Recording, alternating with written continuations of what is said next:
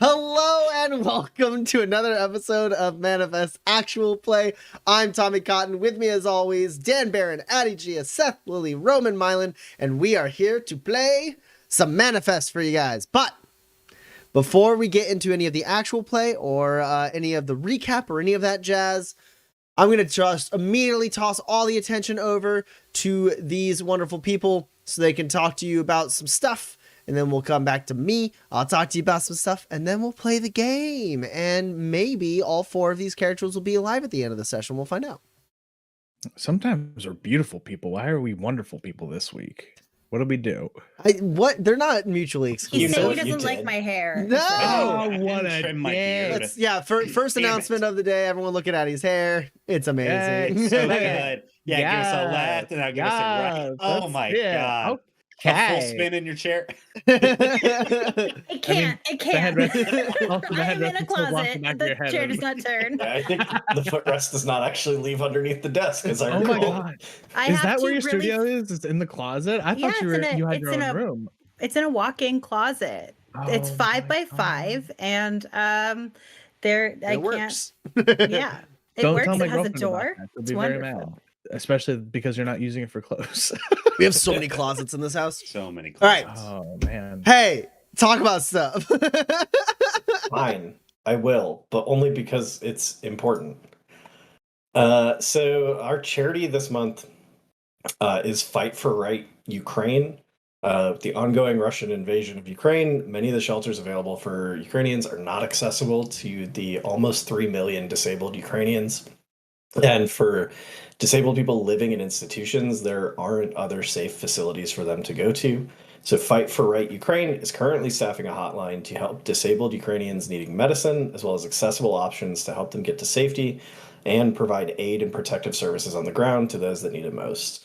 They currently have an active GoFundMe that Tommy is going to drop a link for. And we ask that if you're looking for a way to aid the people of Ukraine, consider donating to those who have no other way to help themselves. It's a very good organization doing a really important thing at an extremely important time. If you got the bandwidth, the money, or the opportunity to help them in some way, we would appreciate it. The end. Next person. Yes, hi, I'm next person. I don't have a name. I'm not downstairs from you right now. Hi everybody, I'm Roman. First, I want to give a quick shout out to Chris for being a lovely person and fun to play Valorant with. Fun fact, donating 5,000 bits. That's nuts, and you're amazing, and we love you. Also, welcome to the stream. Hello, everybody. It is Tuesday night. It is around about 8 o'clock. That means we are here playing Manifest, and you're here too, and we appreciate you. And if you have trouble remembering, maybe you got started a little bit early on your St. Patrick's Day celebration. No one could blame you. Just let Twitch help you out. There are some buttons where Twitch will remind you when we're going live. They are right under me. There's a heart and a bell where you can follow the channel and Twitch will tell you when we're live. There's also a big purple button where you can subscribe to the channel or you can gift subs. And there's also ways to donate bits and all sorts of wonderful ways where you can support the channel. That support goes right back into the stream, into getting us better equipment, getting us guest stars, letting Addie make wonderful St. Patrick's squonks. All sorts of wonderful stuff. And we really appreciate y'all. Also, fun fact, if you've got an Amazon Prime subscription, first off, go watch Marvelous Mrs. Maisel. This season's so good. And also, it's just a good show. But also, you get a free Twitch subscription. And if you hand that our way, we really appreciate it. If you don't, then Jeff Bezos wins. And what do we not want on this stream? Everybody, 1, 2, 3. I don't want Jeff Bezos to lick my $5. Absolutely not. Thank you. In perfect unison, like the Brady Bunch up in here with our little squares with our heads in them. Anyways, I am way off track, but we love y'all so much. We appreciate you. Follow our socials. We got exciting stuff coming down the pipe. Happy early St. Patrick's Day. And now I'm going to toss it over to our absolute queen, Addie Gia. Hello, everyone. I am Addie Gia, and Your queen. Your Grace. I am coming to you today. I'm so sorry. If anyone has ever seen the Christmas speech from the Queen, that was very good.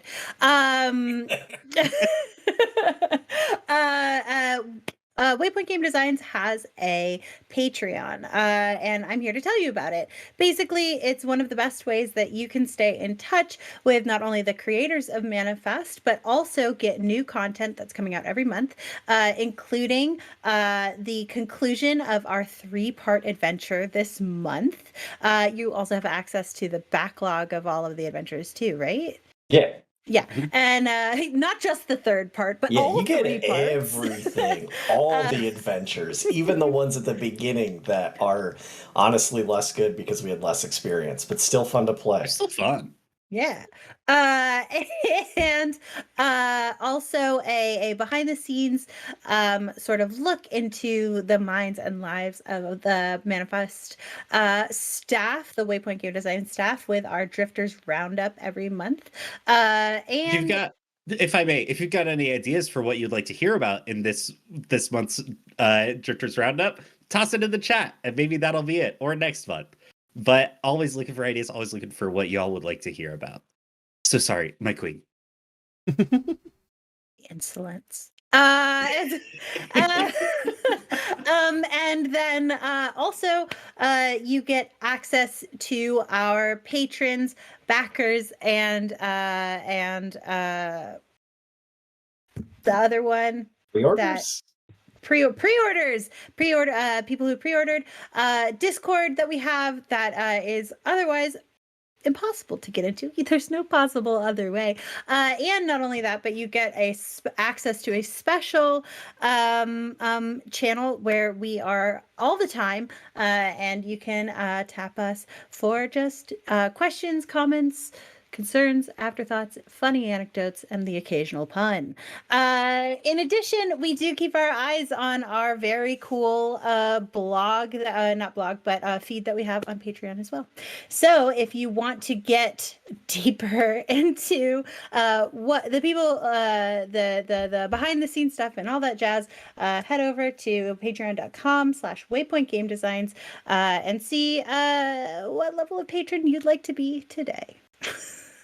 And I think now, if I remember correctly, the next part is like a big fabrication of the truth of how like economies work and like Adam Smith's like, you know, invisible hand stuff that Tommy's going to talk to you about. You remember that HBO movie starring Robert De Niro about Bernie Madoff called Wizard of Lies? Anyway, here's Tommy. Yeah. Yeah, actually, so the thing is... You're muted. Oh, I'm muted to you guys. I'm not muted to the stream. Oh, no. He's muted himself to only us so he can talk to you directly and we don't know. Oh, they can't hear me right now. Okay. Wow. Let me talk to you directly, the viewer. No, you guys can hear me now, right? Yeah. That was unintentional, but a new master stroke for later. Extremely devious, yeah. I'll use that later, because right now, actually, what I'm going to talk about is basically... you as viewers, you have channel points, which we call viewer grit, which you can use for all sorts of things like unlocking emotes. You've seen us spam the Saint Squonk Saint Squonk trick emote in the chat. We have our holiday squonk up there. So you can unlock emotes, you can modify emotes, and all that other stuff. But one of the most important things you can do with your grit is you can give grit to the players. The reason there's not a lot for me to say right now is everyone has a lot of grit. They got a lot of grit at the end of last session.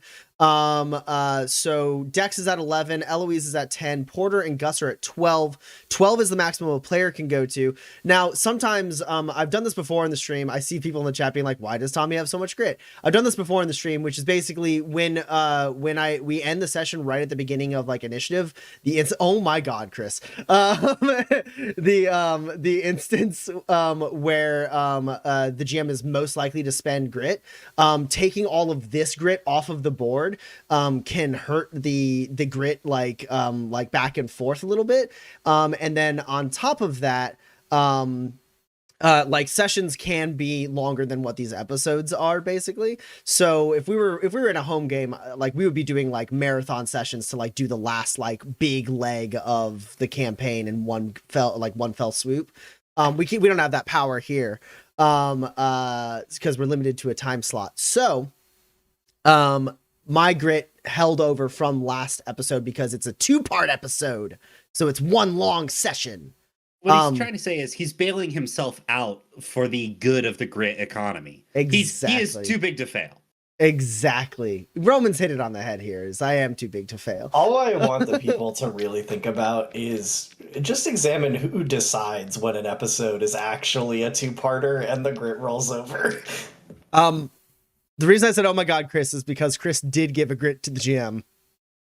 Which, like, dude, I don't even know if I'll be able to spend it, but I'll try. He's gonna try. Enemy of the people, Chris. And then Boo gave a grit to Eloise, so that Eloise has 11 as well. So only Dex and Eloise can receive grit right now, but surely grit will be spent soon.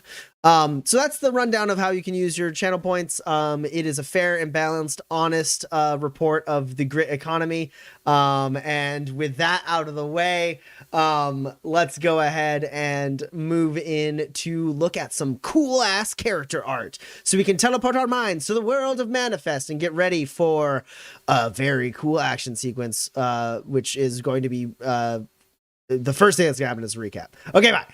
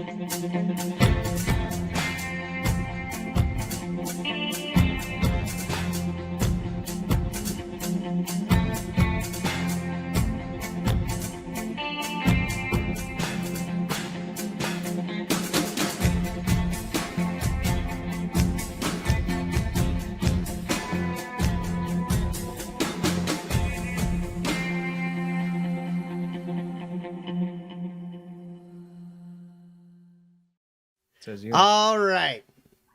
So, previously on Manifest Actual Play, our 4 drifters bested Leo Riggs in the underbelly of the Guild Hall of the Legionnaires of Astoria. Leo Riggs had Something gone not there. even our previous people could do. Boom.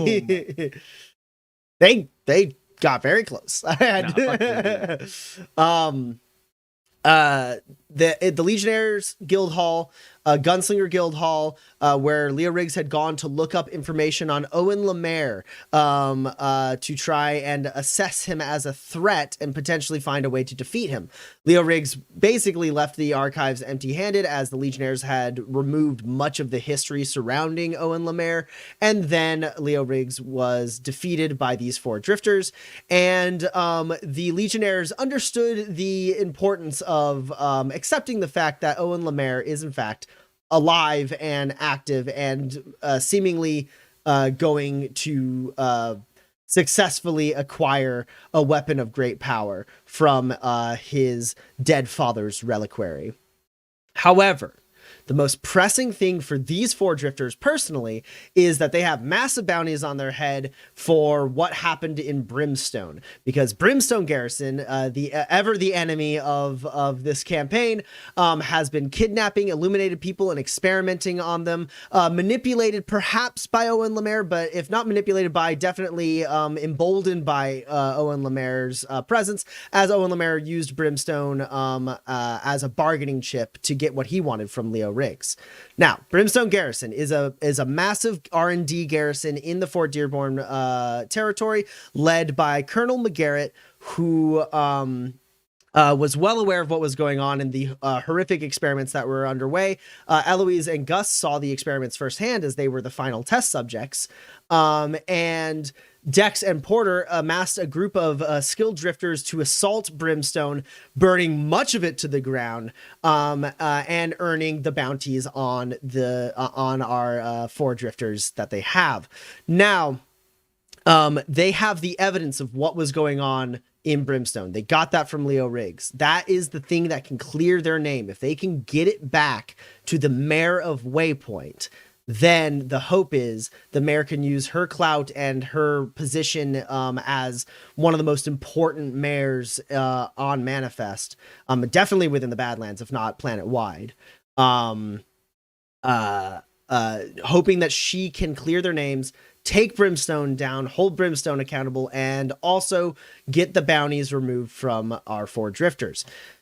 However, it seems like it is not smooth sailing yet, as they left the Heartwood Forest atop some jackalope along a Caledombro trail, and then returned to Mayoponto, where they acquired their helicopter, the Rumbling Retail. And then they headed northwest towards Waypoint. Shortly after entering Fort Dearborn territory over the Malachite Mountains, easily something around like 500-600 miles away from Waypoint, they were struck by a ground-to-air missile that was launched from the mountains, hit the Rumbling Retail, causing it to start tail spinning. Eloise was able to maintain control long enough for all of the drifters to grab parachutes that Dex had suggested they have, leap out of the helicopter, and then Eloise stayed aboard the helicopter just a little bit longer in order to secure all of their cargo and loot and gear and such that they didn't have on their persons, send that down with a parachute, and then she leapt off the Rumbling Retail without a parachute, tumbling down into the Malachite Mountains as the dawn sun began cresting over the horizon. Luckily for Eloise, she is extremely gifted when it comes to crafting, and she was able to craft a parachute on the fly and join her 3 companions as they descended downwards towards where, towards the Malachite Mountains for sure. You see the gear, the crates with your guys' stuff besides your personal gear is like going down to the Malachites. But the other thing you saw was winding through pathways in the mountains. There's at least 3 vehicles rushing towards rushing to intercept you as you head downward. So basically you are all 4 together in the air as the sun begins to crest over the horizon, illuminating the mountainscape below you. And you have basically a decision to make. Are you going to try and land together or separately? And then if you're landing, when you land, where are you landing? Oof.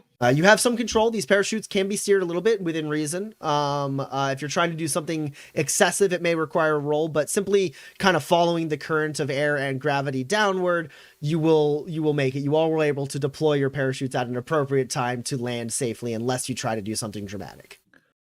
I almost think Gus should be the one to split off if we do split off, because he can get to us quick and he can hold his own if he needs to.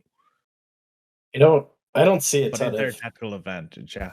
I don't see a ton of merit in splitting off right now. The only objective we have is not die. There's not another thing to accomplish here other than fight our way through. Okay. Okay. So you're landing as a group. Now, are you going to land nearby your crates, or are you going to leave the crates and land elsewhere?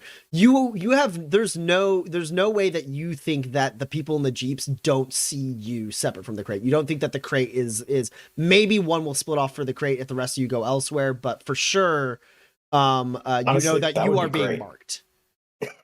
Like, basically, you Um, know that they see where the crate went and they see where you're going, so you don't think that you'll be able to give them the slip by going elsewhere from the crate, but it's up to you Sure. guys. We should all got the crate. Can I see any like tactically advantageous terrain or like something we could use to our advantage or anything like that as we're coming down? Okay, so you're descending pretty quickly, and obviously you don't have. It's a very harrowing situation, but you can definitely try and scope out the land. I'll go ahead. These are the same mountains that like the Warden's Guild Hall is in. Like I know I maybe haven't been exactly here, right? You're very, very far from. Loner's Pass Sure. is between you and. Gotcha. So there's. we're to the south. Yeah, you're in the southern half of the Malachite Mountains. okay. It's so like you maybe have like it is a similar. I know mountains is my point. You know mountains, but like this is not like well trodden land Yeah. for you. That being said, I'll let you either roll observe at a -4 or survival at a -5. Whatever you choose, I am going to use motivational speaker to help.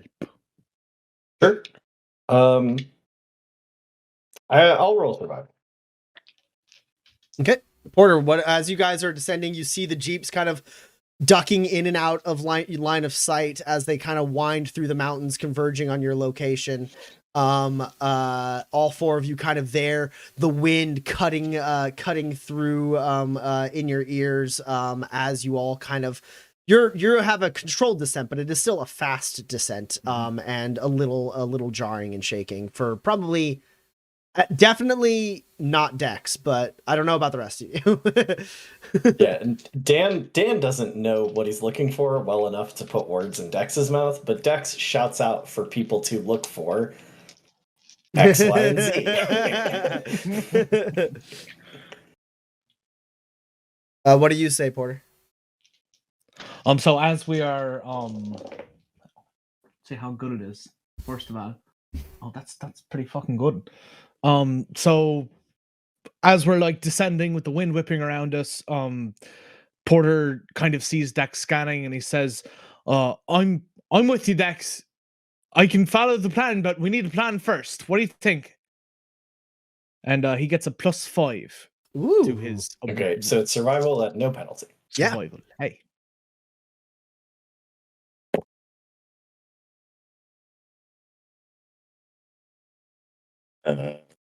Yeah, I will use that.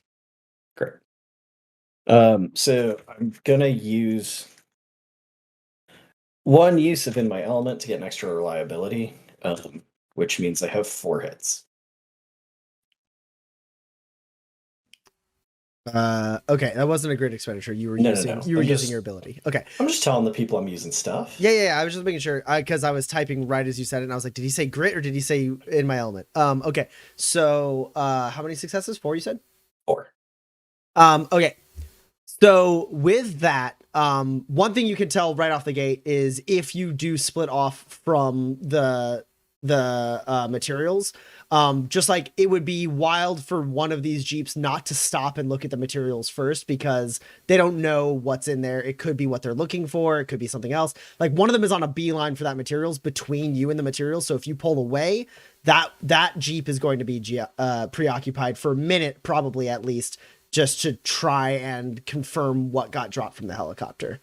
The other two are in a position where they'll be able to follow you about where you go, but you can stagger their arrival and make it so you only have to engage with one Jeep if you basically like pull hard away from your gear, what gear you don't have on you, and like head really, really hard to like the southwest and try to descend as fast as possible. And then there's one Jeep. You're kind of like aggressively landing nearby one Jeep so that you can engage with it first and have a little bit of time before the second Jeep shows up and a decent amount of time before the third one shows up. Yeah. Okay. So then I think Dex marks where the crate is landing for the possibility that we go back for it after this is all done. And then he takes that hard turn. All right, if you follow me down, I think we can get the jump on one of them. Done. Yeah, Hey, all right. who's got the evidence?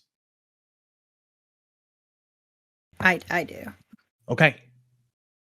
Yeah, it's saved to Eloise's Omni tool, I believe. Thanks for jumping.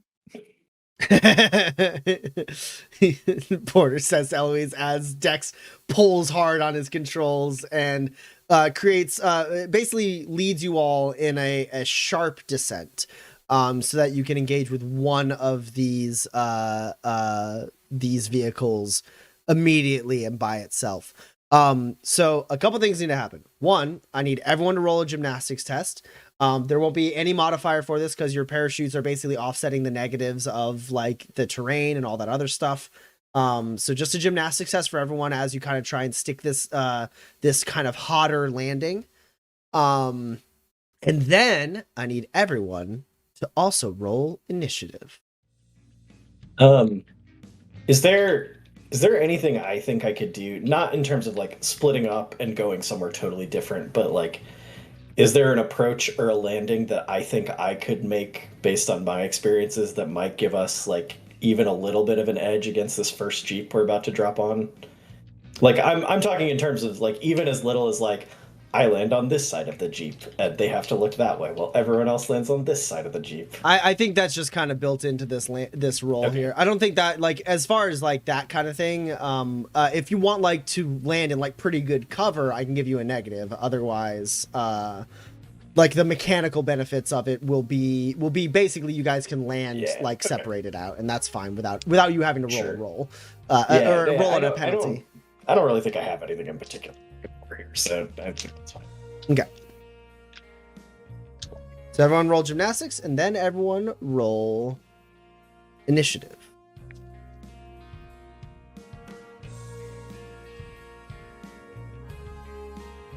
And then I'm gonna go ahead and roll. I might have said last session, I forget, but You did I'm say you activating wanted to Hulk. Yeah. Yes. And Eloise, you said you were using Sixth Sense, so don't forget that. Yeah, I already rolled it. Okay. And I said this while muted, but just don't forget that you're ready to go. You have your finger on the trigger, and you are forewarned. Okay, what are all those bonuses give again? Actually, the forewarned is the reason that you're ready to go, and you have the finger on the trigger. You also are a quick thinker. There we go. That's what it is. +1 to your initiative test. Gain a reliability on your initiative test, and the first round of combat, which is this one, you gain +2 to your initiative score.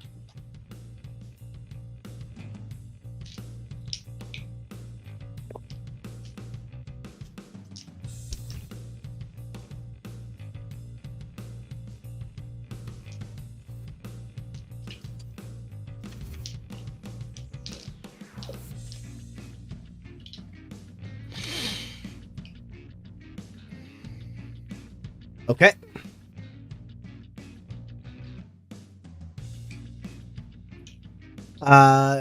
So how'd everyone do on their gymnastics test? Let's start with that. 2 successes for Porter. Five successes for Dex. Okay. Show off.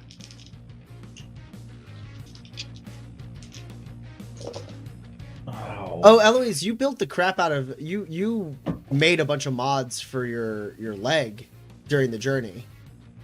I said you could sort that out in between sessions. I totally did. Cool. Well, that's great that you totally did that. Let me know when the timing feels right for you to Right. Yeah. I don't want to. I don't want to pull focus. Right. Well, we won't pull focus. You definitely have already done it, and you can just like at a certain point, whenever you feeling, you can tell me everything that's in there. Yeah. Let me know if you need me to send you a link to a rules document. Oh, no, I got it. I'm going to start the initiative grit off with 2 to play to the gallery so that I can count this 12 and also get a reroll on this 12. I spend 4 grit to twist the knife twice. Woo. If he's spending 4 grit, then I will spend 2 more grit. Can I actually? I don't know if I can do this. Can I play to the gallery again up so that it's 11, 12, and 13? You cannot. Play to the gallery. If you look I at your didn't think character so. sheet, it doesn't have the little indicator that says it can be used multiple times. Well, the indicator's confusing on my sheet. We'll talk about that. All right. I've got my score. Okay. So wait, Eloise, what did you get on your gymnastics? I don't remember. I spent 3 grit to make my own luck. I did not get any hits. Okay. Eloise, I will give you a choice. You can take 4 damage. That ignores your toughness, but will affect your armor. Like 4 damage to your armor first, no piercing. Or you can land more isolated from your team than you would want.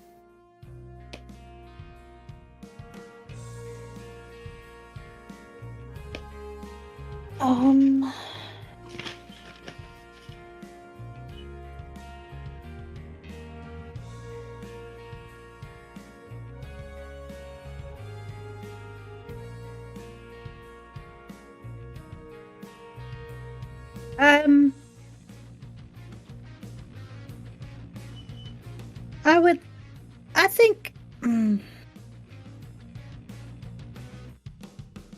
I'm not really sure.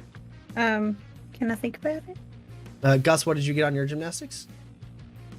2. Okay. Gus and Porter and Dex are all fine. Dex, you got 5 successes. You land in moderate cover.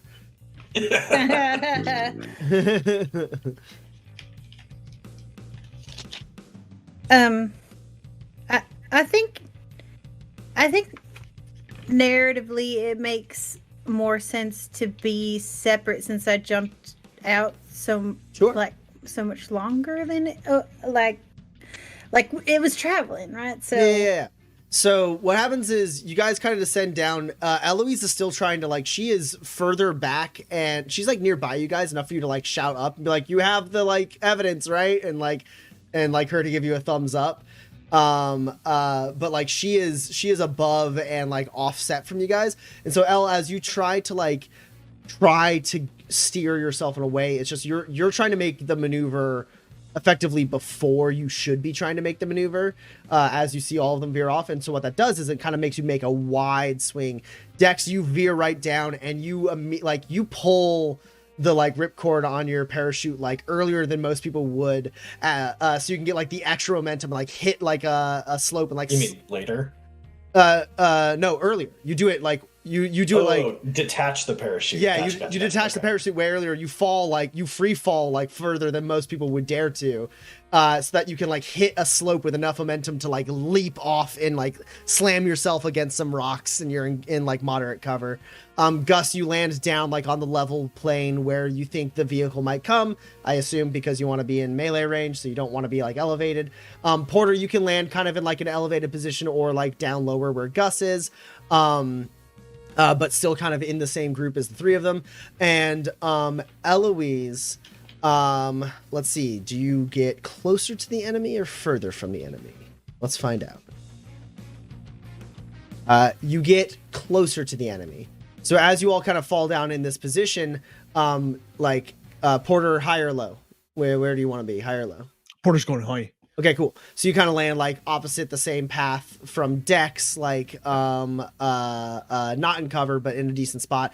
Gus in the middle, and then you see Eloise kind of veer and like have to like avoid a jutting out piece of mountain and swing around and land a good like football field and a half ahead of where Gus is, in between y'all and this vehicle, as the vehicle veers around the corner.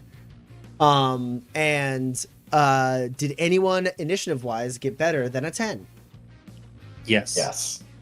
What we got? All right, boys. Let's go. With the grit, I got a 13. Okay.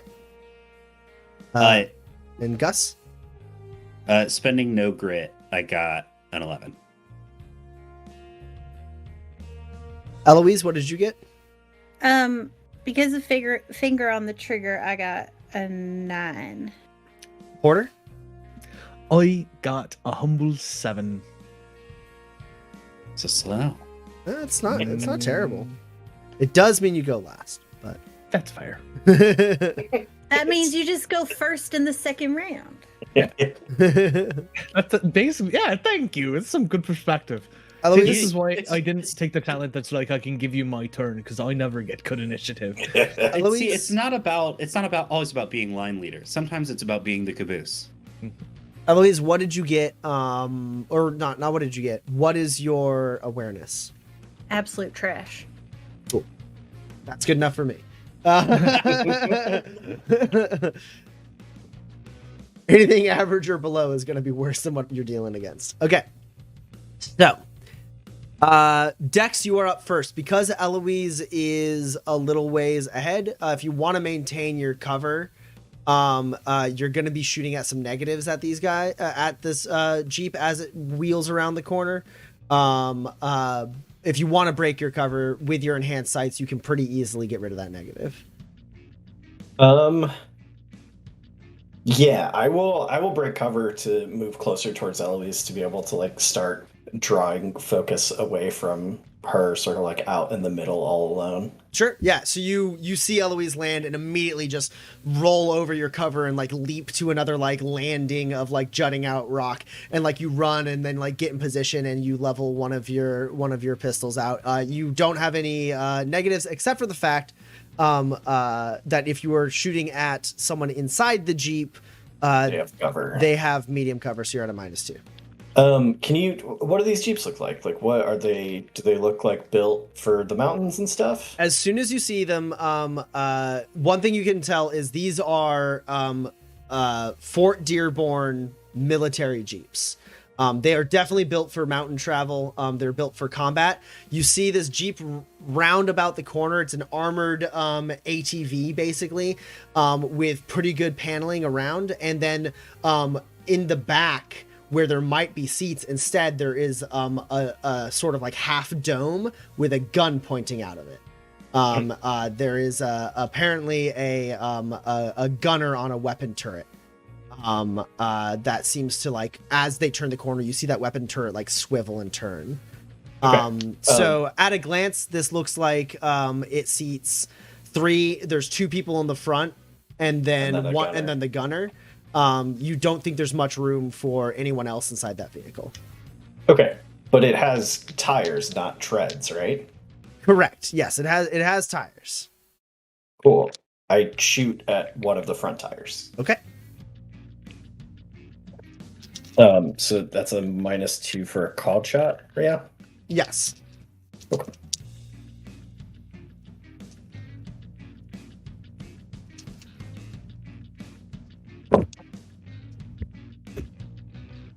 Cool. I might have to spend grit at this.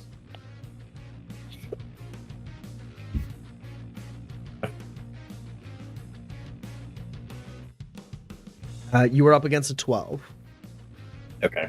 Yeah, I will spend 3 grit to go at strong. Okay. Because I have a 13 and a 14, and now this 14 explodes. Okay. That's cocked. That's now I get to use any reliability. Okay. So it's 16 damage, no piercing to the tire. Okay. Yeah.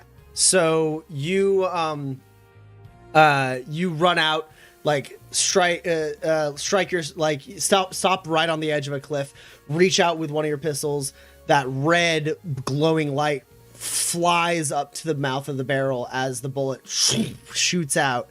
And you see the front left tire of this thing just like some of the like armoring around it just like breaks and shatters, and the tire itself like pops, and like the like car swivels uncomfortably as in reaction to the hit. Also +1 grit to dex from Argotlam, saying need to make sure you can survive being killed and also double down. Oh yeah. Thanks. Surviving being killed is really what this game's all about. And then I will shoot the other tire. Okay. I assume it's worse for a car to lose both front tires than both tires on one side. Either Just based way, on my if you pop experience two of the driving. tires, they start to lose control. Well, is this front wheel drive or rear wheel drive or all wheel drive? I'll shoot the other front one because every car I've seen steers from the front. I'll go ahead and spend 3 grit, or 1 grit 3 times more accurately, Okay. to bamboozle you 3 times. Nice little triple booze. 3 shots of booze.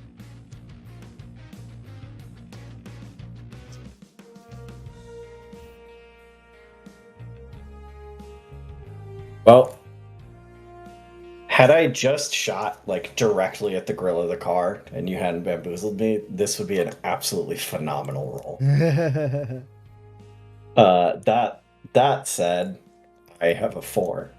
I have a 13, a 14, and a 15 also. Those are nothing. There's no way for me to count. I have an 11. Yeah, no, we can all do the math. 11 is more than 4.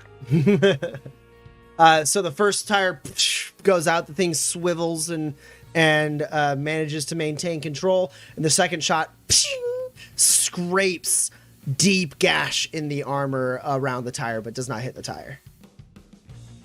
That's me. All right.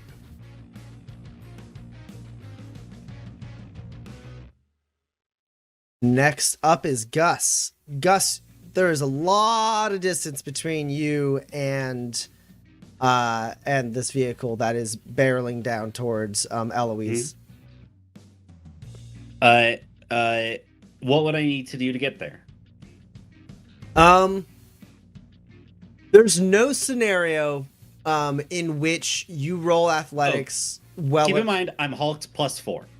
Yeah, there's still no scenario in which you roll athletics well enough to be able to cover this ground without expending some of your actions to like close the gap. If you roll like really well in athletics, I think it could be a quick action, but it's just going to take you that much time to like get in front and ahead of Eloise. Otherwise, obviously, Blink just gets you there, but is a focused action. Focused? Yeah. So if you roll extremely well in athletics, it could be as low as a quick action. And either way, probably knowing that you're hulked out through the gills, there's a very good chance that even if you don't roll well enough, you like might still at least get to where Eloise is. Okay. Because Eloise Also, herself is like a football field and a half away from you, and then the Jeep is further than that. Yeah. Also, I'm sorry. Can you describe the terrain the Jeep is on? They're not like next to a cliff or something, right? I mean, yeah, there's rocks everywhere. But they're not like next to a cliff in the way where like you could shove them. No, they're in the heart of the mountains. Thank you for hearing what I'm saying.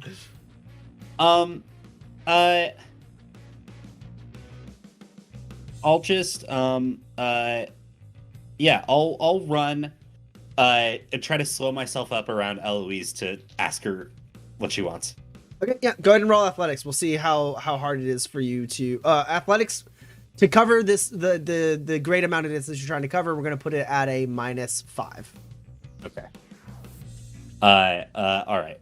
Cool. That makes these two 18s hurt less. A little bit further from your actual target. That's good.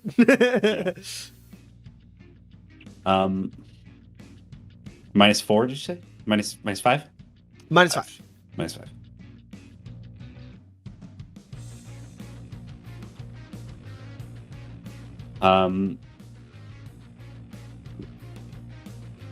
Cool. I'm gonna go ahead and play to the gallery. Okay.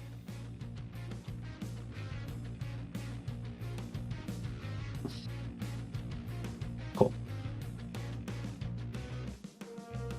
That's 5 successes. Y'all ever seen like somebody just fucking tear down a football field? Like they have no defenders in their way and they just do like the really high knee, like I'm extremely fast and have practiced this sprint so well that I am like a puma. Gus does that, but twice. Like each leap is like twice as far as a normal person would step with one leap.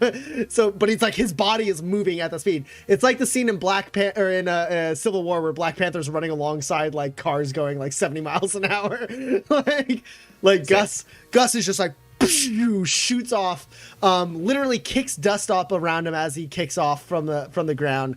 There's like one moment right before you do where you like crouch down and then just like leap in to like give yourself that first burst of momentum, and then you just like full on like pure feat of athleticism, you might say, as you leap forward with each step.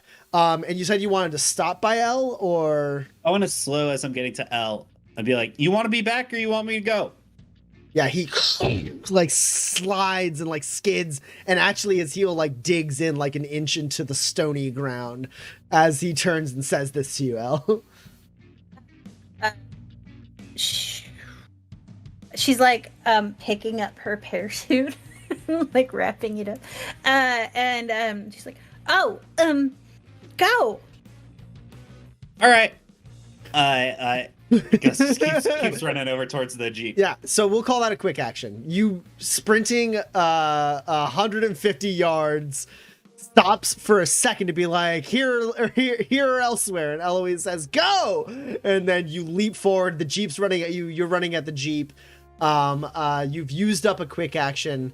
Given the fact that you're running so hard at it, and it's flying so fast at you, and you kind of, at least at this whatever the first thing you do within like melee range of this thing, that's like that kind of collision and like leap that you're gonna have to do is going to impose -3 to whatever it is. It's like a called shot plus just to like get in there. Sure. But your athletics roll means that you can get to this Jeep. Cool. Yeah. God, part of me is like, I wonder if I could just ram it. But that seems dumb. So what I would like to try to do is grab the driver out, but I don't know how that would play. Okay. So you're already at -3 because of just like the force of this like kind of effective collision that you were trying to achieve without getting hit by a moving vehicle. On top of that, the driver itself has +2 against you with a minus. You have a -2. It has medium cover, so you're working on a -5 right there. And then I will call it an actual called shot to okay. So try and grapple the driver. Which, now that I think about it, you can't grapple because grapple's a focused action. Oh, is it? I can't do it as a. Oh, grappling's a focus action. Okay. Yeah. Grappling is a special attack, so you won't be able to grapple. So if I go into a tactical stance that ignores call shot penalties, can I negate any of that just a punch? The -2 no, because the -2 was for you grappling. You're trying to punch into the vehicle. The cover covers that. So tactical actually doesn't help you in this instance. You're not called shotting. I'll just go offensive, and I'm gonna try to punch this guy. Cool. So I will say one thing, which is you're not on this vehicle. You're gonna basically be doing like a glancing like punch into the window. If you want to take some more negatives, I'll allow you to also grab onto this thing. Since you rolled so well on athletics, I won't make you like roll a separate athletics to grab onto it. I can let this punch be you also getting a hold on the like the driver's side door. Or if you want to do that separate, we can do that separate. Yeah, I'll grab on. That sounds sick. Okay, cool. So I will to grab on as part of this punch, I will just put that -2 back up. Tactical still doesn't help you here, but you're at a -7. I'm rolling. I'm offensive. I'm going for it. Cool.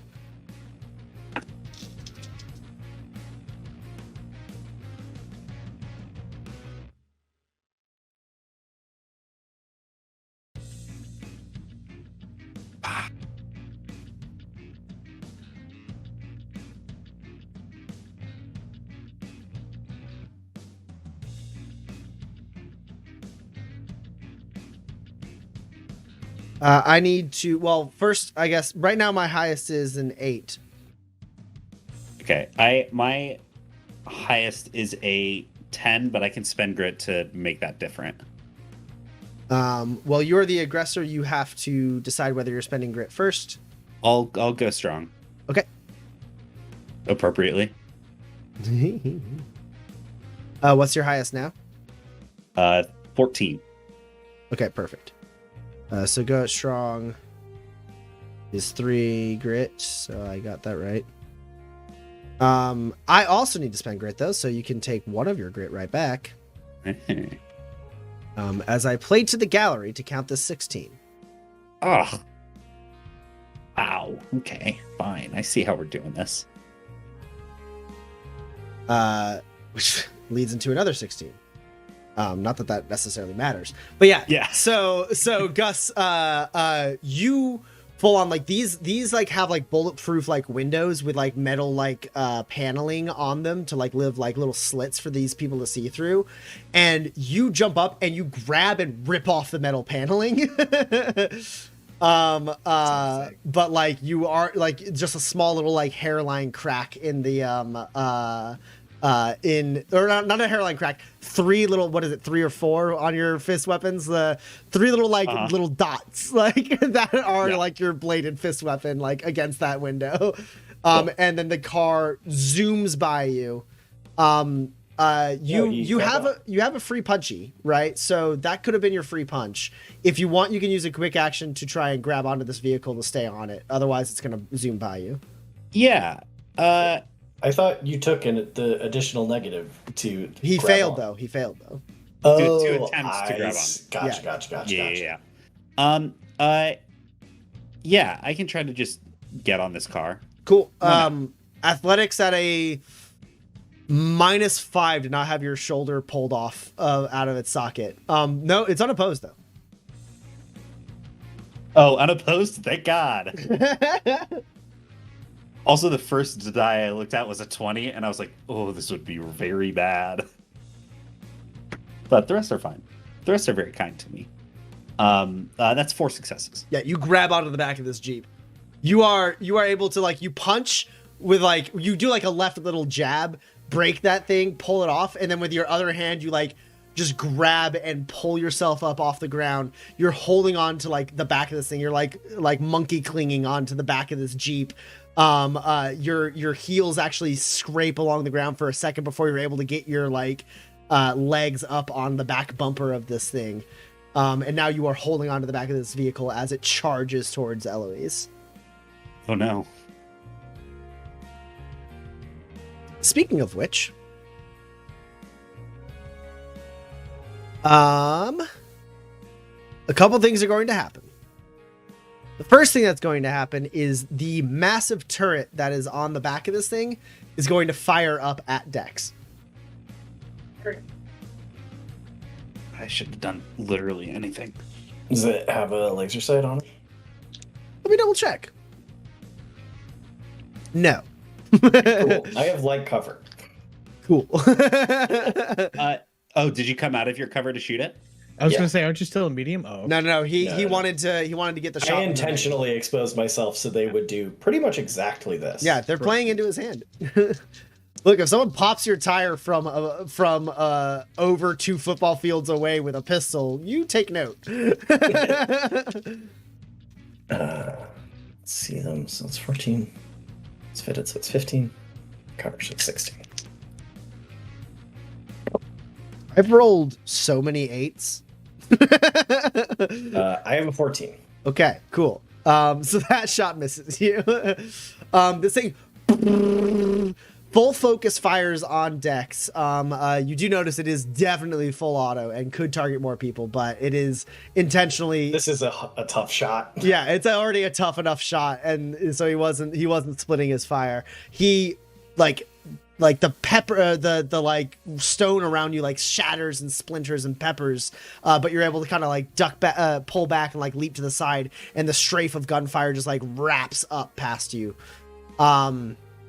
The next thing that's going to happen is a passenger in the vehicle is going to shoot out through one of those slits to try and also damage Dex. Okay. This one is going to split his fire. He is going to shoot at both Dex and Eloise.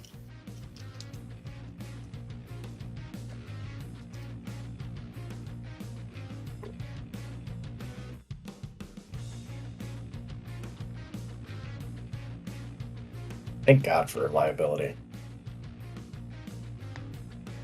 I have an 11. I have a 13. Okay. I have a 15.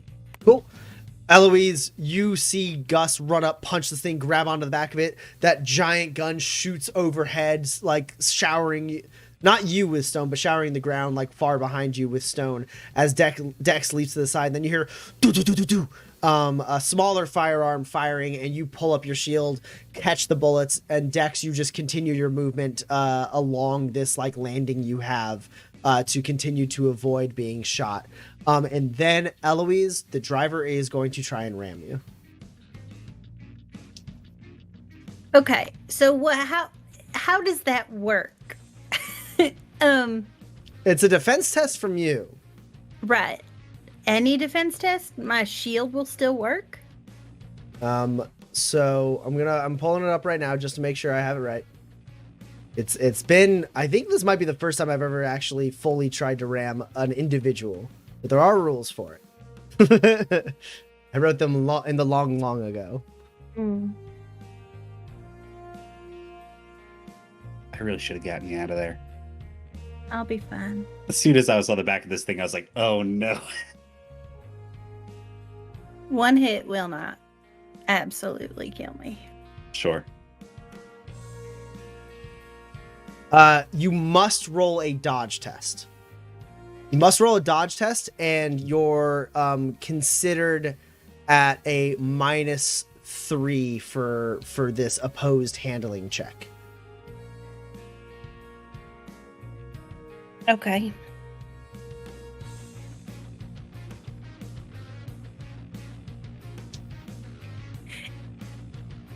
Okay. Well. Okay.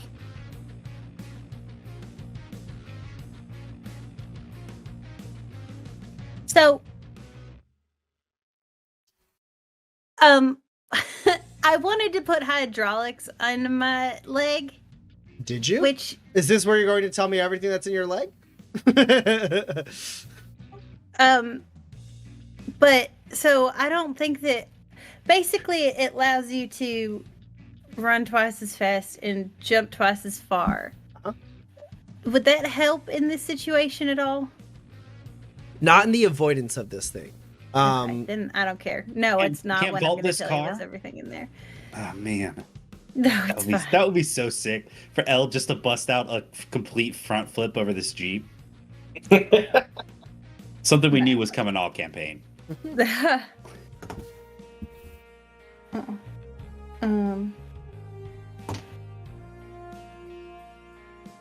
I will go it strong. Okay. For this, I guess, will an 11 make a difference versus an 8? I will tell you.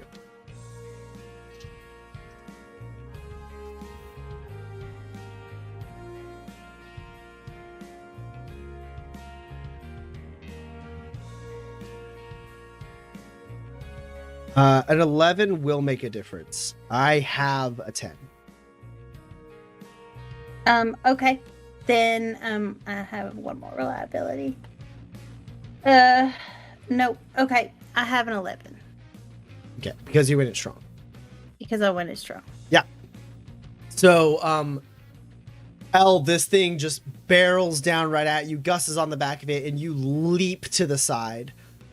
It is going to drive past Eloise. Kind of. Most of the driver's action was to just try and like maneuver to hit Eloise. So like Eloise, you run to the side and you see the Jeep like swerve to try and get you. At the last minute, you're able to juke it out of the way, and it has to like swerve and like kind of fishtail a little bit. Because it still has one busted tire. As it misses you narrowly and continues down kind of towards where Dex and Porter are. It does not stop. And Eloise, it is your turn.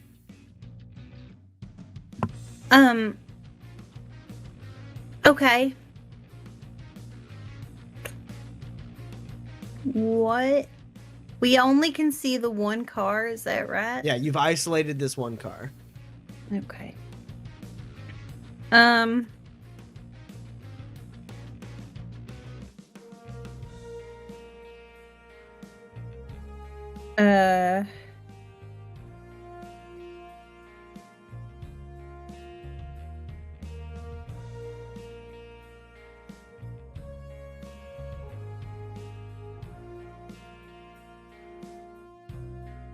I don't have a plan. I guess I will, if I can see where it landed, I guess I will start heading towards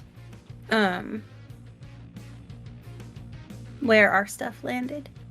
So you know that the stuff landed where it's actually pretty far from where you landed. There was one there, basically you had 3 vehicles that were coming in. The one vehicle that was closest to your stuff you guys pulled far away from, putting 2 vehicles in between you and it.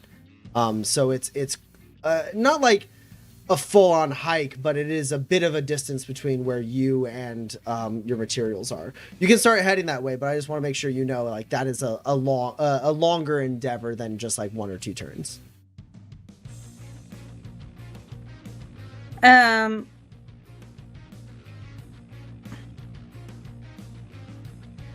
Yeah, I don't have anything I can do in this fight currently.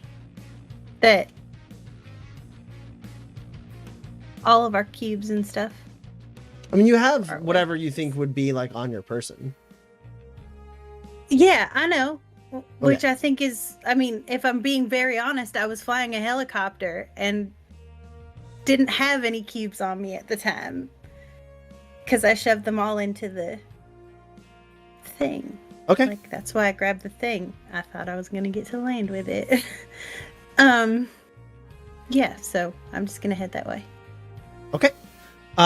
So you just start booking your way like kind of the direction the Jeep came from. It passes by you and you just run the opposite direction it is driving. Go ahead and roll an athletics test, so we'll see how far you're able to get with a focus action.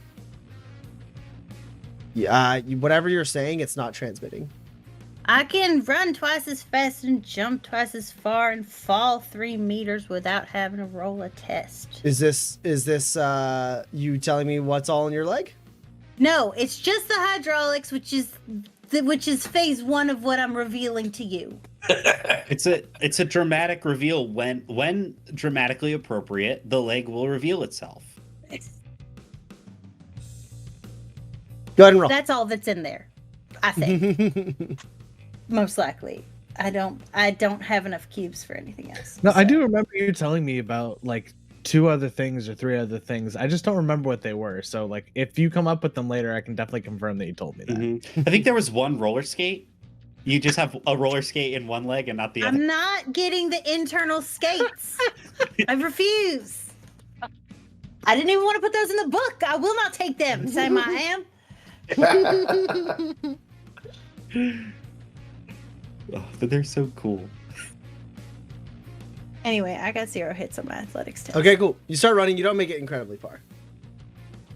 But you use your whole focus action to do it. So you do make a pretty decent amount of progress out of this area of the mountains.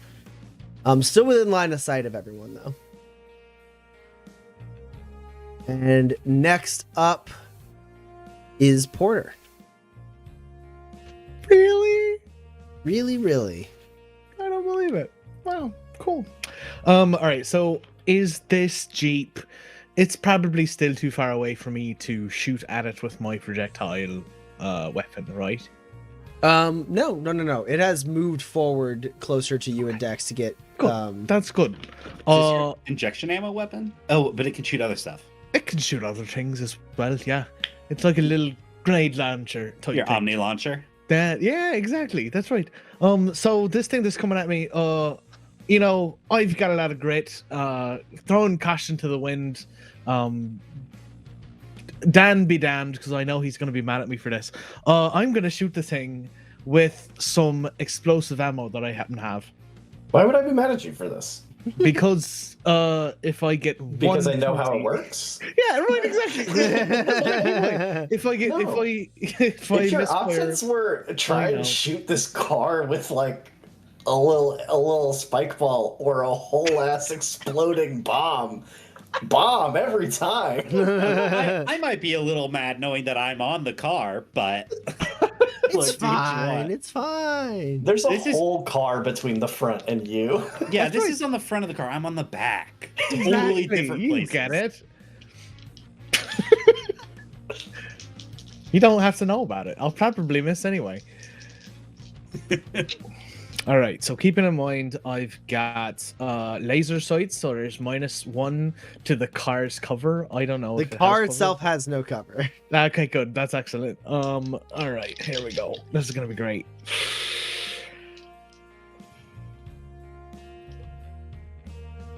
People are gonna know whether or not you hit. Good lord, that's terrifying. Okay, well, you were the closest, so I'll re-roll you. Oh God. Okay, that's one, and wow, that's crazy. Well, I got some successful numbers on my re-rolls. They were both 5s.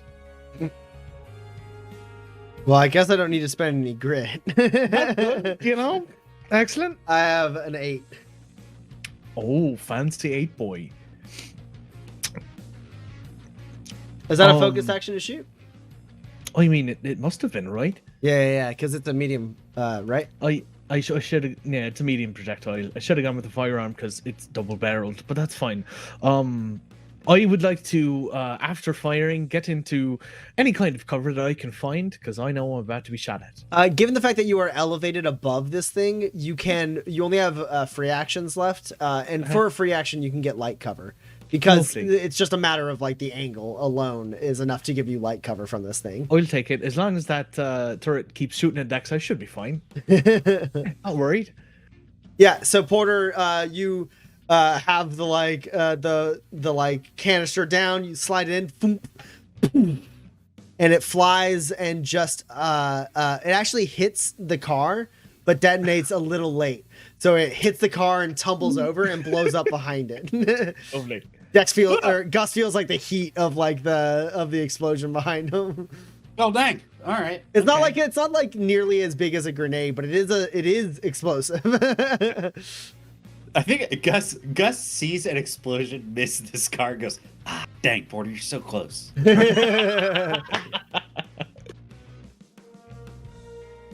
right. All right, yeah, he scrambles into that light cover. And Dex, it is your turn.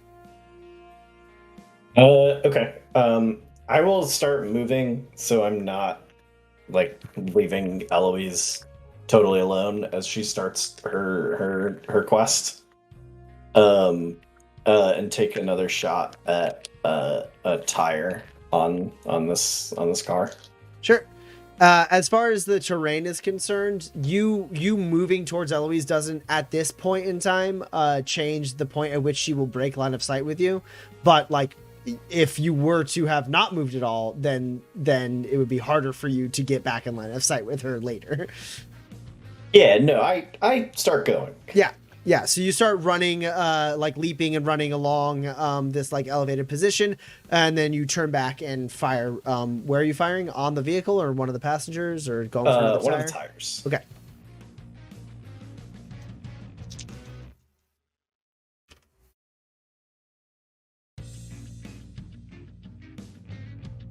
I have a 10. I got bad news. I have 2 11s and a 12. Yeah, you absolutely destroy another one of the tires. This thing is barreling down. It's not quite past you, but it's about to as you kind of like run towards it, and then you fire the first shot out, and another tire just fucking blasts. Let me roll to see if they maintain control. They do.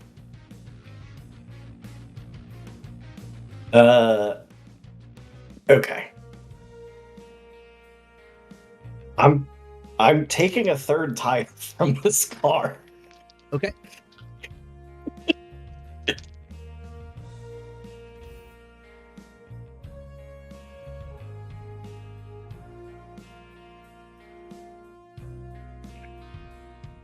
I have a 12.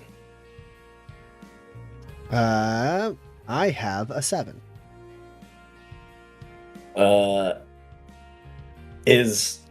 Is there like a damage threshold I have to get past to deal with the tire? Yes. Yeah, these are tires that benefit from the armoring. Cool. I'll spend 2 grit to twist the knife because I only got the 12. I got 2, 3, 4, and a 5. Okay. But those are nothing. That's enough damage. Yes. Now instead of 8 reduced by the car's toughness, it's 16 reduced by the car's toughness. Very, very good. How you twisted the knife? Yeah, I spent 2 grit. I refuse to believe there's a world in which this car can still function in this terrain. Gonna have a hard time here for a second. He does maintain control. This driver is steely-eyed. I will believe that he doesn't immediately crash. His ability to pursue, however... less great for sure. God, I need him to be next to a cliff. He's very not. I cast create cliff. Summon cliff. Power word cliff. And honestly, we're on a mountain, right? Like, you use your powerful strength to just sort of flip the car on its side and get it rolling. You're not on that steep of a slope. You're on a more level part of this mountain. Yeah, but Gus has superhuman strength. +1 grit to Eloise, +1 grit to Eloise. 1 from Laura and 1 from Chris. Ooh. You guys. Thank you. Spamming Eloise is in the chat. Thank you for the Eloises. All right, Gus. It is your turn. Yeah, I flipped the car and started rolling downhill. There's no hill for it to roll down. No, but I just remembered that I have something. Okay. I have a knife. I have 2 knives, in fact, that I got at Brimstone. My God. I'm gonna stab one into this last wheel. Yeah. There is no way that the knife is better than your fist weapon for this endeavor. But the knife, importantly, is not attached to my wrist. Sure. I'm saying mechanically speaking, your fist weapon can be wielded in a way, unless you misfire. I guess what you are doing is limiting the narrative space in which a misfire could fuck you on this. Okay, well, I mean, if a fist weapon will work, I could just rake it. I could just Wolverine. Yeah, you're like mechanically, the knife is not going to be more beneficial than the fist weapon. Narratively, if you get a misfire where the narrative really matters in this particular instance, yeah, the fist weapons are a higher risk. Just use a fist fist weapon. There's no world in which you miss. There's no way. You roll no what, 5 world in which I dice? misfired Come this on. roll. Come on. Come on. And I'll go. Is that a called shot? It is. Yeah. -2. I'll go tactical this turn. Okay. Then that's no penalty, right? Yep.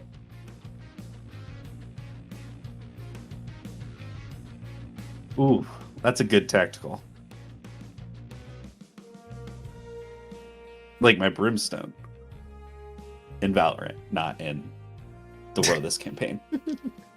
Let's see how they do. Holy shit! That's a bad roll. I have 5. Oh, nice.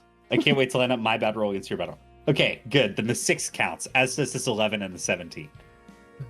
So that is, using fist weapon, that is 18 damage, 6 of which is piercing. Okay. Yeah. So you are holding onto this thing. You grab over and pull yourself to one side. This thing's shifting around. It has 3 missing tires now. It owns 1 tire. There's now. 1 tire still remaining, and you just you punch once and like crack the armoring around it, and then you punch again, and it like the armoring breaks, and then you punch one more time, and like parts of like what make up the like hubcap like shatter and like break into the thing, and then like pierce the actual tire, and the tire. And let's see if this thing crashes now. Boy, I would love to, if it's still my turn, jump off.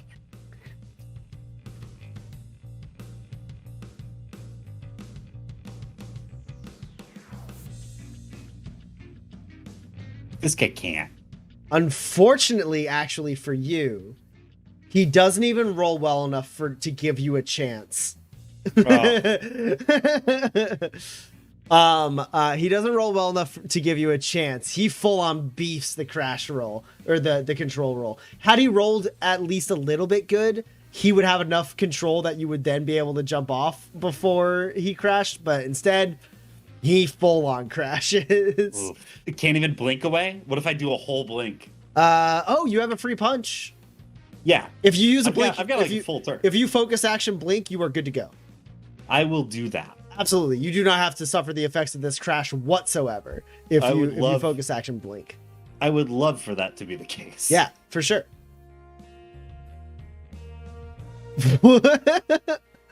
I'm seeing weird wide Eloises in the chat. This is strange.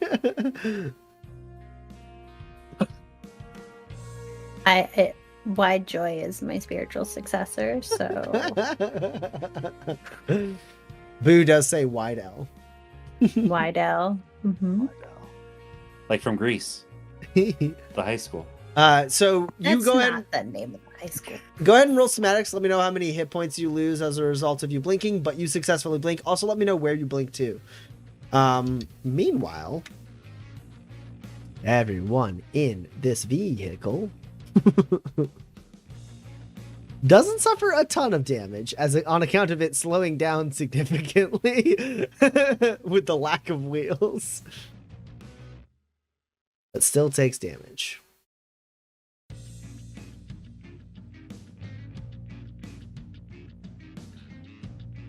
Yeah, but now we can move somewhere else, and they can choose to be safe in their car or continue to pursue, and not both.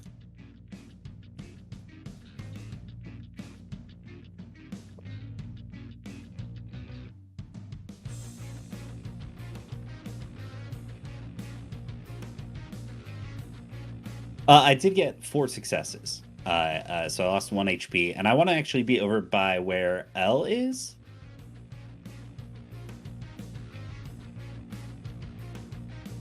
Yeah, you can teleport to like completely catch up with L. Oh no. Oh, these guys are just they're fine there. I forgot that they had armor. That was the thing that stopped them from getting completely yeeted during this.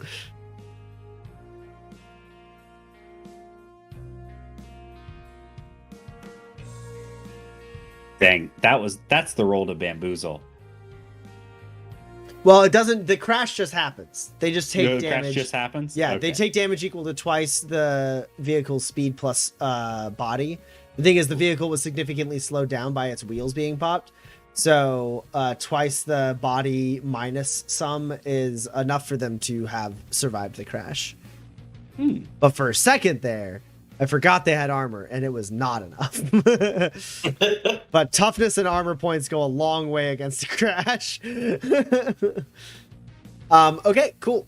So, yeah, vehicle full on, like, you punch it full, like, loses control, swerves violently to the side. You leap off and whoosh, in a flash of red light, you appear right next to Eloise, who is running deeper into the mountains.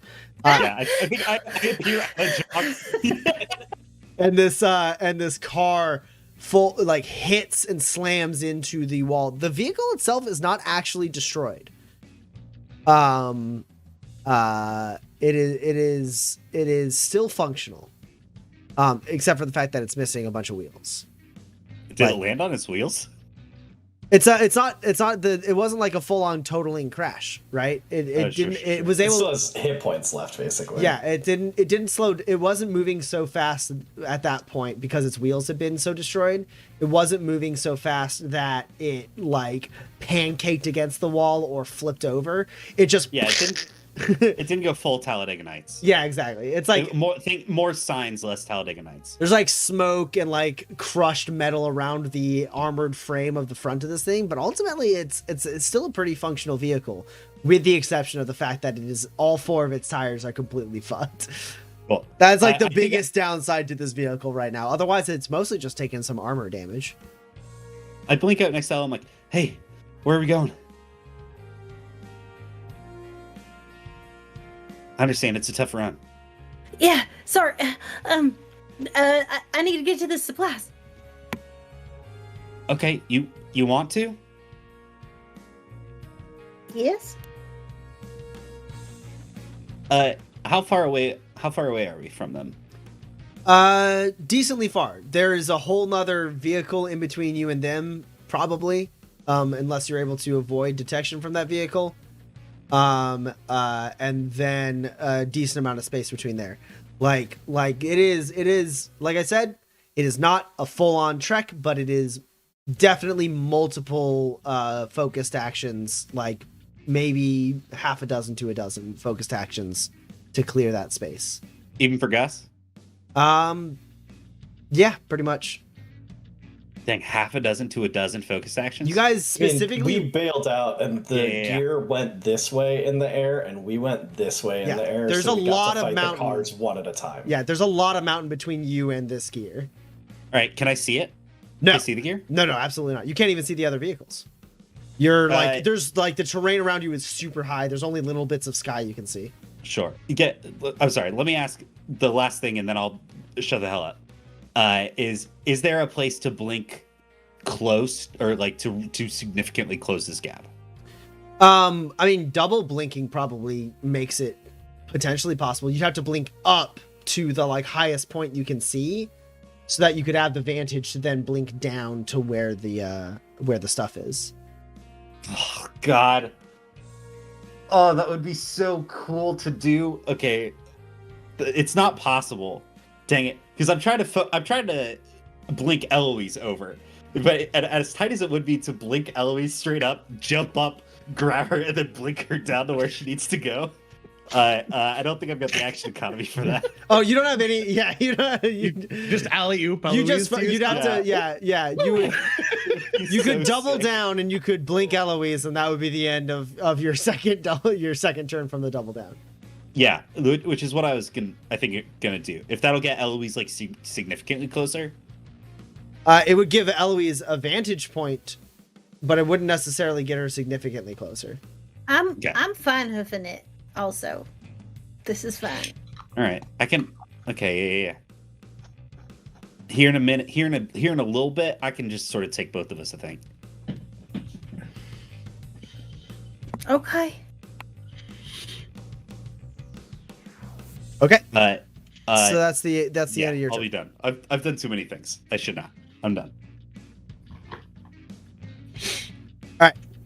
So,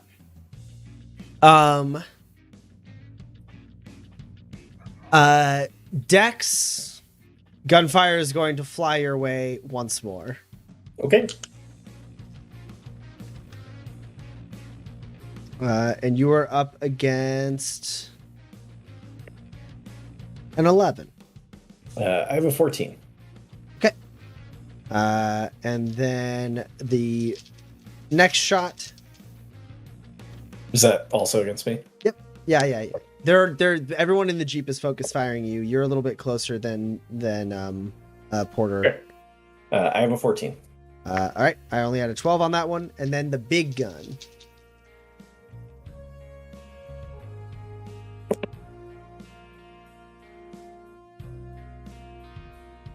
I have a 12 right now. I have a 13. Yeah, I will choose to not pick up shot. And spend Makes the 2 sense. grit to count a 15.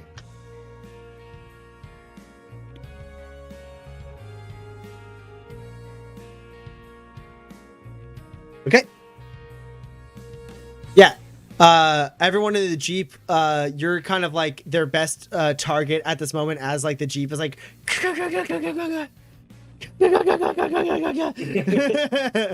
and then they and then fire up at you, and you just like sink into the terrain around you, wrapping around it and leaping forward, and all the bullets just seem to barely miss you as you continue following in the direction of Gus and Eloise. And next up is L. Full sprinting. Yes, please. You can go ahead and roll a focused action or you roll in athletics if you like. Can I just go? Yeah. Focused action is like to push yourself further. Or sorry, Oh, an athletics roll is to like push yourself further than how far you would normally. I'm go. rolling 1 die out of 4. I'm not really interested in rolling. Cool. Eloise with a modest and controlled jog towards deeper into the mountains. Gotta get that heart rate up. Can't be sprinting if you want to get that heart rate up. And Porter, you're up. Good. Well, that's great. Porter briefly considers firing again with the explosive ammo. He's not going to risk it. He's not shooting at a car anymore. So this time he's going to use blinding ammo. Wait, you are Because he shooting. If you're knows- shooting at people inside the car, you are at a -2 because Aren't they out of the car? Oh, are they still? No, in they're the still car? in the car. They fired from. Oh, I thought their- they got out to shoot at Dex. No. Shoot this sitting duck with explosive Yeah, ammo. fuck that then. Yeah, right. I thought they had left. It would have been smarter than to get out of the car. Whatever. I'm gonna go ahead and shoot him with the fucking explosive ammo because I can. The people inside the car or the vehicle? Because the people inside the car, you're at a -2. The vehicle. Okay. Because then the vehicle will be damaged beyond repair, and then they'll have to get out of the car, and then Dex can just shoot him. If you shoot a car, it blows up. Yeah, Watch a that's movie. just science. Yeah, you guys might be disappointed by that, but go ahead and roll. Watch any movie. It's how it works. That's how it works.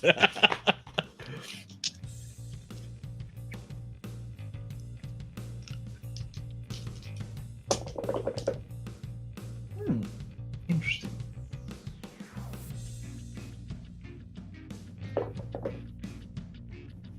Still interesting.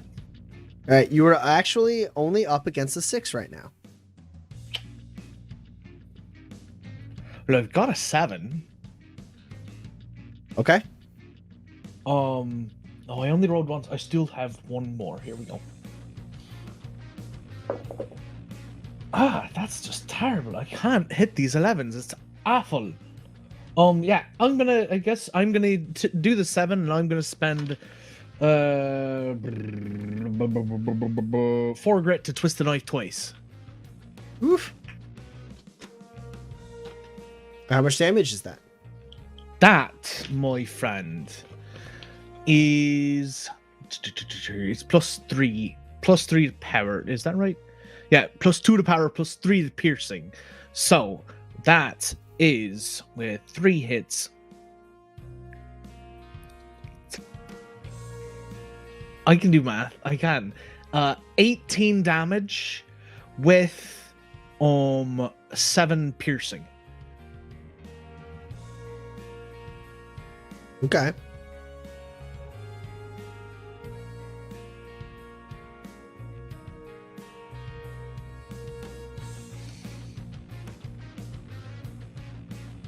Do I have to twist the knife again? 18 damage, you said? twist- Yeah, I said 18. With 7 piercing.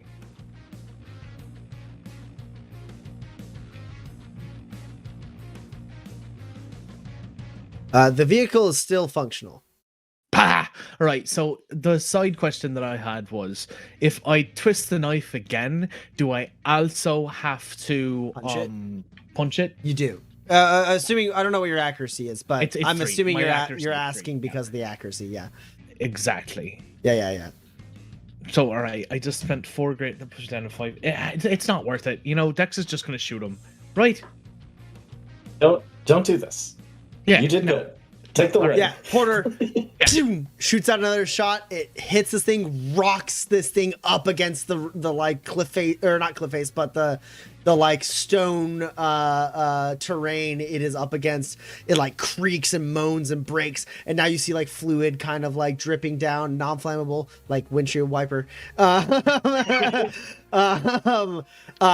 like big cracks in the armor and smoke billowing out of the engine. This thing is less happy now. Before, it basically just took damage to its armor. Now it is in a much worse way.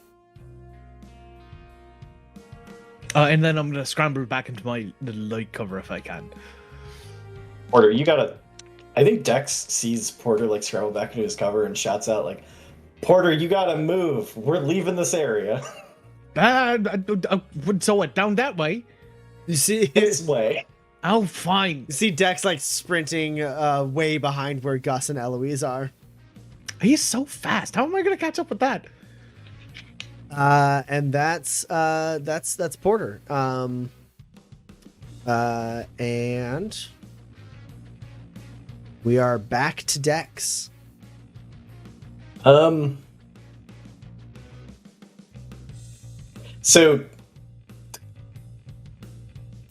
this is genuinely just a clarification on my understanding of the rules. This car with no tires is still capable of driving and pursuing us. Yes. I mean, poorly, but yes. Okay.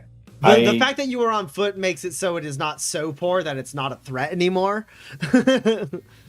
But yeah, it's at a -4 to its speed and handling. So if you were in a vehicle, it would be a lot harder for this thing to actually pursue you. But you are on foot, therefore you are easier to pursue. Okay, I put this car out of its misery. Does this car still have the wheeled descriptor? Yeah. Okay. It does. Well, yeah. It's that's why Wheeled parentheses 0. it's wheeled 4. It just so happens that all 4 wheels are broken. It's a wheel parentheses 0 out of 4. Yeah, there's a slash.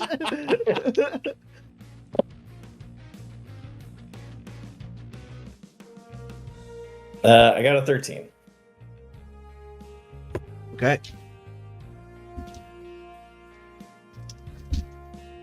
Oof. I can count this 4. Oh, that's not enough. I have 2 5s. Okay. How much damage? 24. No armor piercing.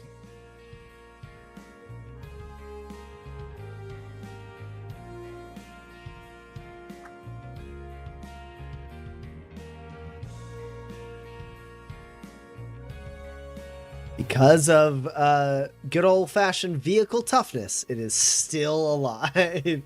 Yeah, well, I get to shoot twice, and I was honestly dreading having guns with uneven bullet counts. Yeah, I think the chances of you not making it so this vehicle is done. Yeah, I rolled good. I rolled a 5. Oh, yeah, that's another 24. Yeah. So the the vehicles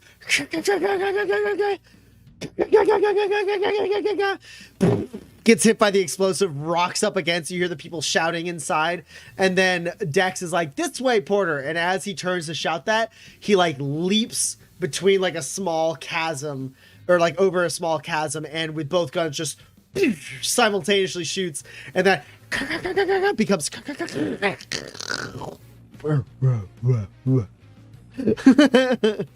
and this smoke and smog billowing out of the engine of this thing. Your shots pierce straight through the engine block decks and out the other side. This thing is not traveling anymore. This is a totaled vehicle. God, cars are so hard to kill. I mean, with pistols, even hard caliber ones, yeah. Yeah. Now you get I a know. laser. I know, guys. It took you a whole 3 turns each to kill that car. Including a crash. I feel like a crash and no wheels should Well, kill a car. The problem is the no wheels made it crash very slowly. And had it crashed Sure. at top speed, we'd be talking different. Gotcha. Okay. It was Note for next time. Yeah. The body was at -5 at that point, so it was not taking much damage from the crash. It was like it just kind of like against the wall, just a little slow crunch. Yeah. Yeah, the ideal scenario would have been for him to crash on losing the first tire. Yeah, but he was a very good driver. He did very well. It's Gus, almost like it's his job. Gus, it is your turn. I'm gonna cast, or I'm gonna use super jump. Okay. Oh wait, what? Okay.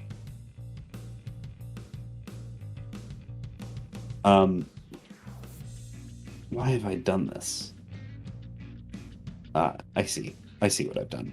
I'm gonna use super jump. I forget what that is actions wise.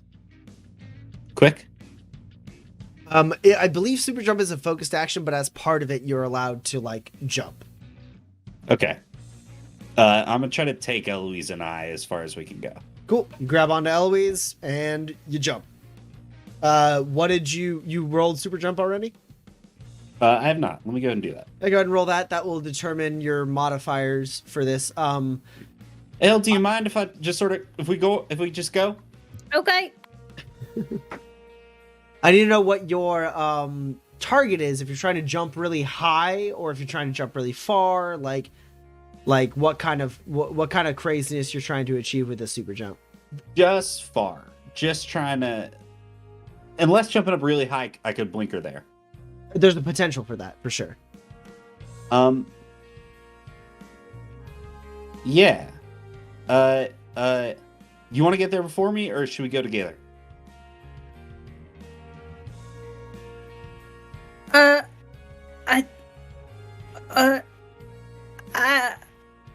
don't know. Let's go. Let's both of us go. I don't want to leave you alone. So we're just jumping far. Okay. And I got 3 successes. I'll go ahead and spend 2 grit. Oh. To make it the full 4. Okay. What is the effect of 4 successes on super jump? Ignore modifiers. Can jump 4 times as far. Get +4 to my jumps and landings. Okay. So, the terrain's just gonna make it a -2. Jumping far, there's just like stuff in the way between, like for maximum lateral travel, there is terrain you have to avoid. It's just a -2 to this. Cool. All right. And yeah, go ahead and roll. You're strong enough. I'm not even having Eloise slow you down on this jump. Cool.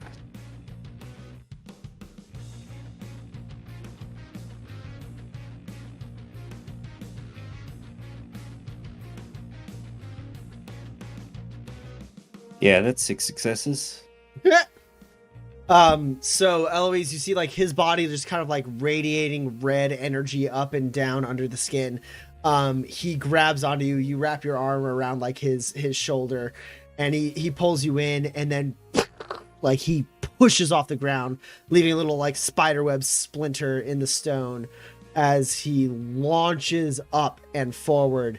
And sticks the landing safely with you, like holding you tightly, like so that you don't like your body doesn't full whiplash as you hit the ground. illuminated energy like radiating off of his body. Dex and Porter, you lose track of Gus and Eloise.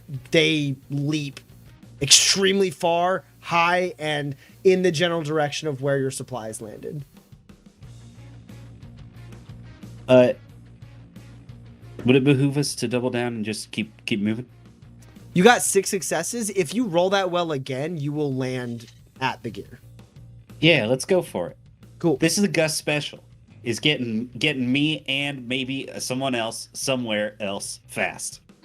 Okay, What if Gus became a courier? On foot. Manifest's only on foot courier. Yeah, so you leap forward and up, you land, and then you leap again. Let's see if you're able to clear this distance. Same modifiers at all? Yeah, same modifier. Cool.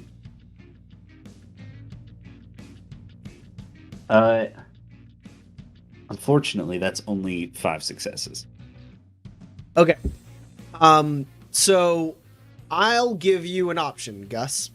You Mhm. can land relatively close to the supplies, or you can land relatively close to where the vehicle that's between you and the supplies is. Basically knowing that like you're leaping so far, if you were to bypass that vehicle, Dex and Porter would have to deal with it without you and Eloise, but you guys would be closer to the materials.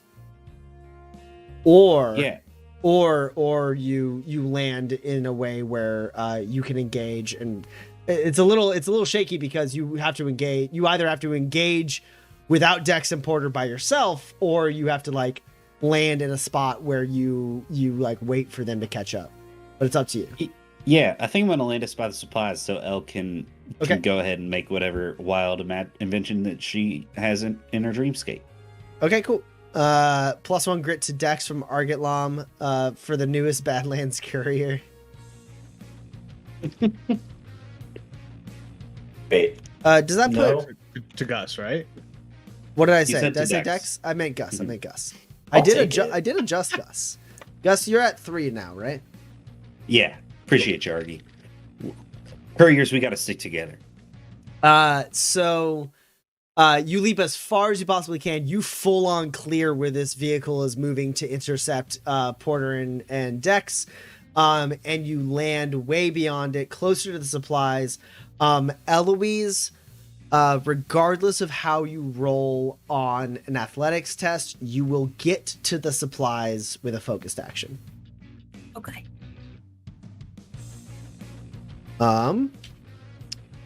And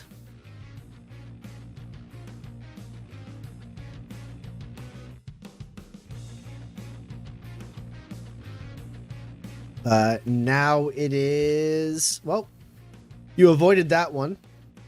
So it is Eloise's turn.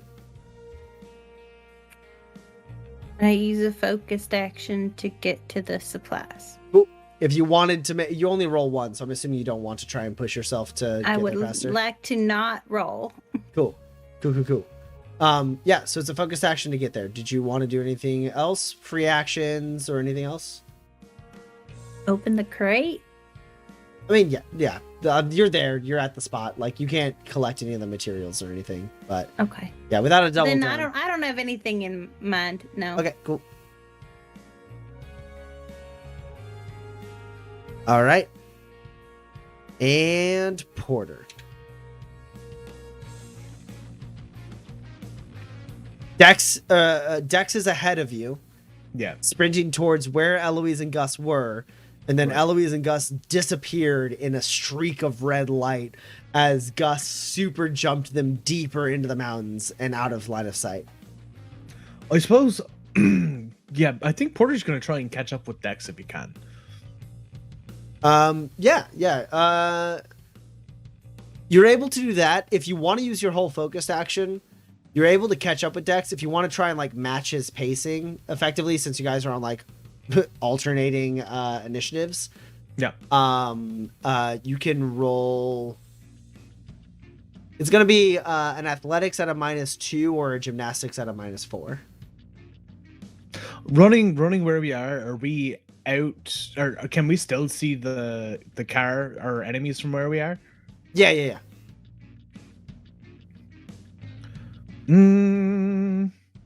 Okay, I think rather than doing that, Porter is going. Nah, fuck.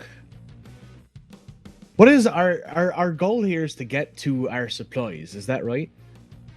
I Goal mean, is I don't supposed know to that I not can die. communicate this to you, No, but our goal here is to live as these Fort Dearborn Mhm. soldiers attempt to kill us. To achieve that, Gus and Eloise have gone to the supplies. right. You and I are here now. That makes sense. Yeah, I don't think I can communicate to you at the distance we are at what Dex has in mind next. I will say he is waving you towards him. Yeah. Yeah. It's a focused action with no roll to catch up to Dex. Yeah. And then if you basically could roll to like kind of get ahead of Dex, so that way like he catches up to you on his turn, or you could roll to do something else while like keeping pace, like getting to where Dex is, and then he goes further, and then you go further, and he goes further, type thing. Right, but basically, like if you roll well enough, you might have other actions to do something else if you want. That makes sense. Otherwise, Yeah, no roll required. Focused action. You just get to where Dex is right now. Another question: is the car within throwing distance then? From where you are right now, yes. Good. In that case, I am going to throw a gas grenade. Okay. Yeah, toss that shit. Are you Yes, trying to get I- it in the Some car or nasty just shit. around the car? I want the people who are in the car to breathe it. Does that involve getting it inside the car? I mean, inside the car makes it much harder for them to avoid it. What negatives am I looking at? It's a -2 to get it inside the car. But here's the thing. This It's roll not is opposed. unopposed. Yeah, right. It's just- I'll take. Yeah, I'm Okay. gonna try and get it inside the fucking car. Here's the thing, Seth, is I believe in you, and I'm excited. This is Alright. wonderful. Love it. Is this another stink gas grenade inside a car? Is that what's about to happen here? You know, we lean on tropes here. Let's see what happens. It's gonna happen again. Seth's become a teenage prankster. In season 1, they planted gas grenades inside a car that was made from skunk ape glands, and everyone in the car was just throwing up everywhere. Oh, While they were doing, I believe, like 1:30. Yeah. Oh. I think they started. I think you guys as players started saying like "vomit comet" or something. Okay, so this is the role to get the grenade in the car, right? Or is the number of successes how Num- effective it is? The number of successes determines how close to your target you get it, That makes sense. That makes sense. and then they roll to get out of the way. Right. How many successes did you roll? I only rolled one success. That's not in the car. I'll tell you that. Certainly not. If I had 3 successes, would it be inside the car? Just go double check. I think that is correct.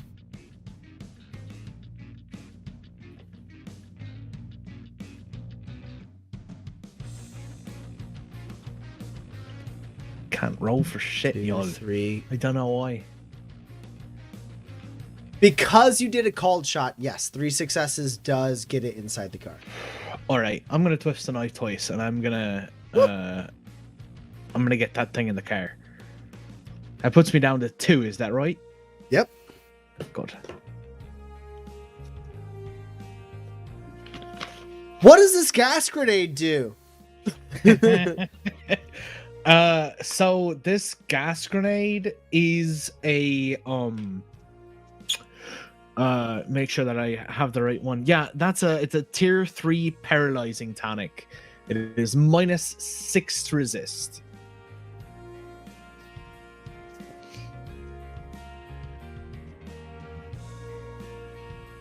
Paralyzing? paralyzing. Boy, we would really love for these guys to go absolutely nowhere. Yeah, you huck that grenade. It hits the ground first, but then bounces up and goes in through one of the busted panels that like happened with the crash. Yeah. And you see it land in like one of the soldiers' laps. And as he like throws it against the dash and they try to start like opening the doors to like get out, one door opens all the way. The other does not. And you see, what is the color of this gas? Oh, the gas that is currently filling it up. Oh, I don't think I've done this yet, right? Yeah, it's like an acrid greenish yellow. Mm-hmm. That starts billowing out of the car, and one soldier, the driver, manages to get his door open and leap out and like crawl away from it. The person, you lose sight of the person who was in the passenger seat, but he was the one who threw it against the dash, and you don't see him anymore. And the gunner, like, she is nowhere to be found as smoke billows out of the turret as well. And the driver like lands on the ground and like stands up and like stumbles a bit and then like bends his leg and is like, okay, I'm good. The other two Totally worked. completely paralyzed.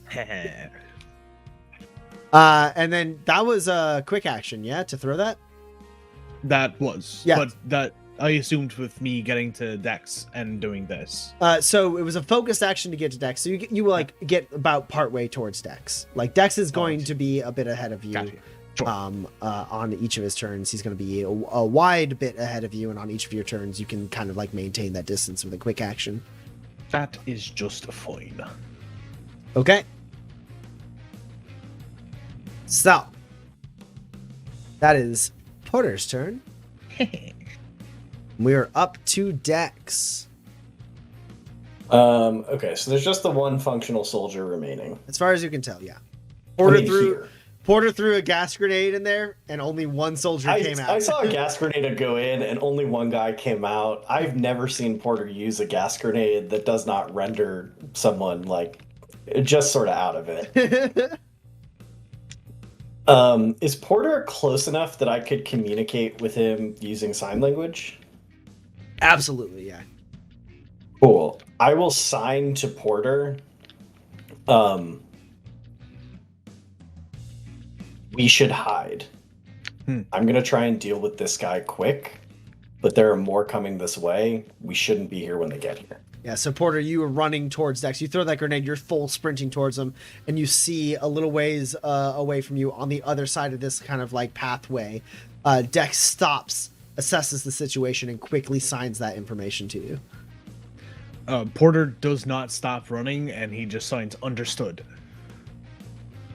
Yeah, then I'm gonna shoot this last functional soldier. Sure. Go ahead and roll.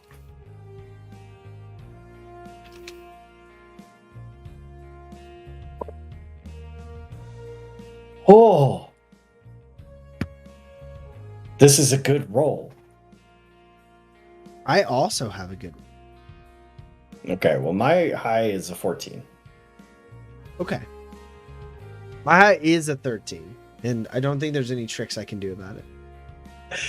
I rolled a 12 and two 14s, and then one of my explosions is a 13. Damn. So that's 24 damage. No armor piercing. But I imagine from the car crash he was recently in, his armor might be quite hurt. His armor is quite hurt. Oh, he's actually... Okay, so here's the thing. Here. For simplicity's sake, I'll spend 3 grit. We'll go it strong, because I forgot this. The driver specifically had wound modifiers. So you get a grit. Now I've gone it strong. My 13 stands. How much damage? 24. Cool. Yeah, he's dead. He's got some wound mods, but he could take a 24 hit. No problem. Can I? Okay, so I've got a quick action left. Mhm. I don't I don't want to hide so good that Porter loses me. So I think with this remaining quick action, I'm gonna like move as much as I can without spending the action to like start getting towards somewhere where we could hide. Mhm. And then I believe I can't reload a finesse reload with a quick action, right? You can. It's just half the amount. Okay. Basically, a focused action is your full finesse attribute, and a quick action is half your finesse. Oh, perfect. I've fired 5 shots. Yeah. And now I don't live in a world where I have to track which gun is fired 3 and which gun is fired 2. Absolutely. Yeah. You use your quick action, you fire that shot, that soldier who's like, ha, my leg works. And like, as he like pushes himself up off the rock, just gets immediately like slammed against the rock from the force of your shot. And you start running, and you pop open the cylinder on your guns, and you do a little bit of like a gunslinger trick where you pop open the cylinder on your guns, but you use your fingers to stop the bullets that are still there. And then you turn one, you turn them both upside down, and then you throw the other one to the other hand, drop 3 bullets in, shut it, and then throw the other one to the other hand and drop 2 bullets in and shut it. And then you run like further along. Porter still very much able to see you as you are moving through the open. It's pretty sick. Honest. If I'm being honest, completely honest, that's pretty sick. And Gus, you're up. Yeah. So L's at the gear, right? Yes. And we got a Jeep coming to us. You know that there's a Jeep in the area. You don't see it. Gotta jump up and try to see it. Yeah. Go ahead and roll athletics at a -2. Alright.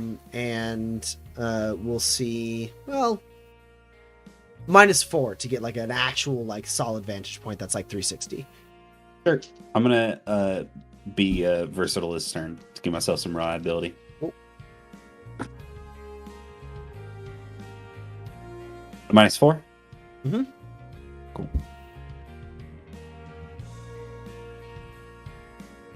Ooh, a -4. Ah. Okay, well that's 5. Yeah.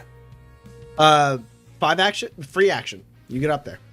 Oh dang. Can Yeah. I just see it? You just you stop. Eloise is with you. Are you bringing Eloise with you, or are you? Oh no, I'm letting her do her thing. Okay. She's I imagine happy as a clam down there with all the You guys are like, like 50 feet away from the supplies. Eloise is running at them. Eloise gets to them, and then you just shoot like straight up and catch the wind and land pretty gracefully on a jutting piece of like jagged stone. And then you look, and you can very much see the vehicle that is moving towards you and Eloise's position. You think on their turn, which is after yours, they will bend the corner and see where Eloise is. Okay. Okay. All right. They're really far from me. I can't get to them, right? No matter what, another jump would be a quick action. And at worst it would be a focused action, because you can jump extremely far. And you are at a very high elevation. You might take damage if you don't roll super well. You also might have to spend a focused action, which you don't, I guess. Yeah, you do have. Regardless. But those are like the two things on the table. Otherwise, if you roll extremely well, it's no damage and a quick action. If I'm gonna be completely honest, here's what I'd like to do, and you tell me that I can't do it. Okay. I'd like to hold my a focused action to, as soon as they're in range, I'd like to jump at that car and ram it. So, couple things. to that answer. One is you've already taken action this turn, so you can't hold. You have to hold your whole turn. You have to hold your whole turn? Yeah. And the other thing is like you're not a vehicle, you can't ram. Well, man, this is guys. Come on. Come on. I'm aware. I'm You built like can a tank. ram it in air quotes if you punch it when you get to it, but you can't do a ramming action. You are not a vehicle. All right. Well, I'm just gonna do whatever I Did need. you make a called shot as you come down to like flip the car over? That seems like a lot. I'd like to get onto the car. You want to try and get on the car. Yeah. However, that has to happen. Okay. Obviously Blink just gets you there, but if you were attempting to jump, then you can do so. This is going to be based on distance and the fact that you're trying to like land on a specific moving target. I'm going to call it a -8. Dang. All right. It's very far.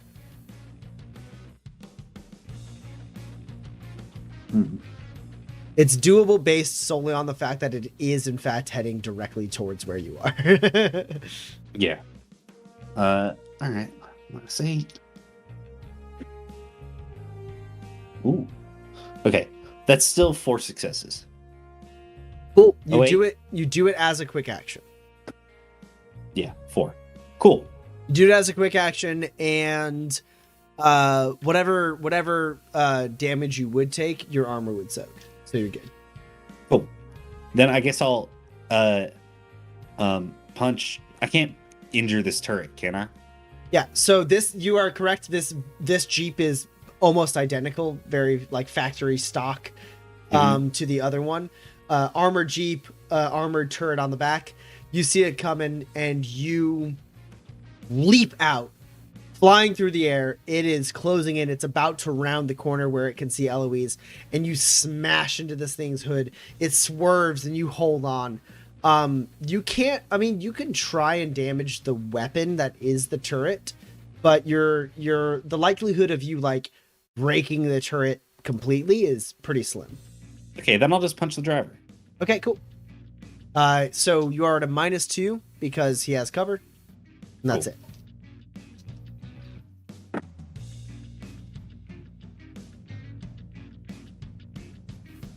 Ooh. All right. Well, yeah. No. Oh, dang. Yeah, I gotta certainly. I have a 15. That's fine. You can do whatever you want. I've got. I'm gonna use 2 grit to play the gallery. Count both these 17s. Woo! And this other 17 also explodes.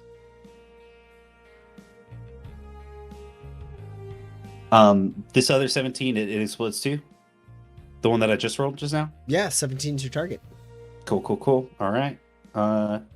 Assuming 17 is your target at a -2. Yeah. No, I'm just having fun because I've rolled 4 17s. Oh no.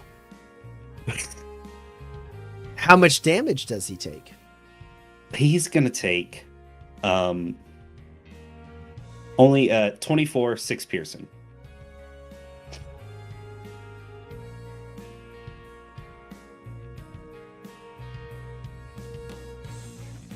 Oh no, I get to attack him again. No, you don't. I mean, unless you want to beat up a corpse. No, I'm good, thank you.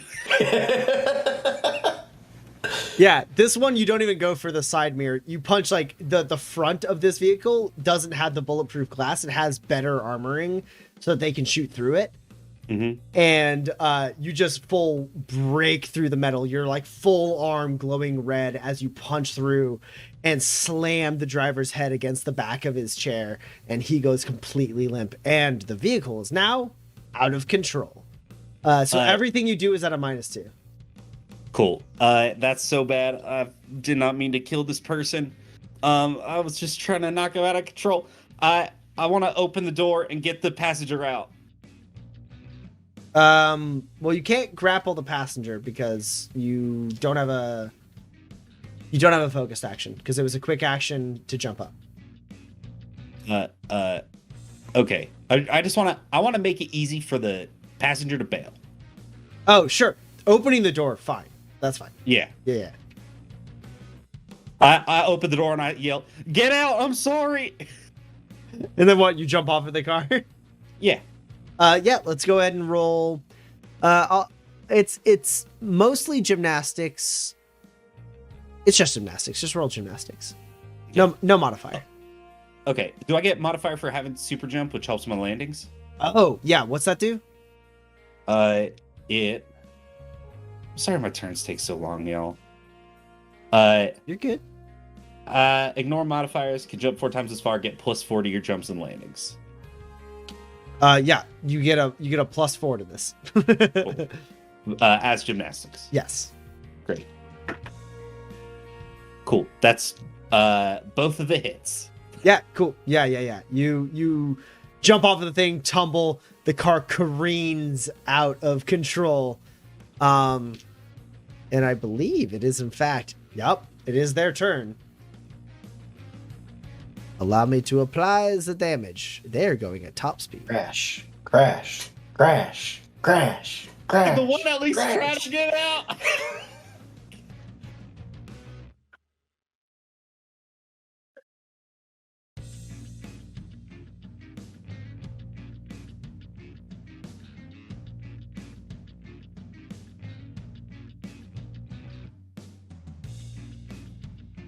Okay.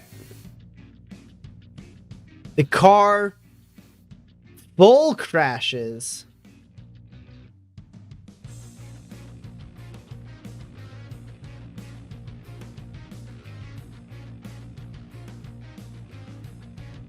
The vehicle itself actually still very functional. But the passengers inside in a much worse place. It slams in to like a stone, and like the back tires like bend up and spin and slam down. And then you see the door you opened.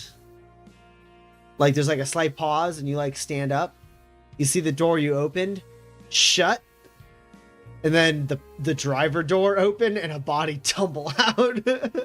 And shut. Wait, the driver body or someone else? The driver body tumbles out. Okay. Like the guy you punched in the face, like his body tumbles out and then the door shuts behind him.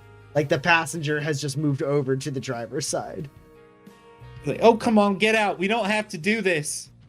And the turret is going to shoot at you. Ugh. But it is hurt. Gotta imagine it sucks to be in that turret when the car crashes enough that the back goes up and then slams down. So I need a defense test from you, Gus. Yeah. Man, not my best roll.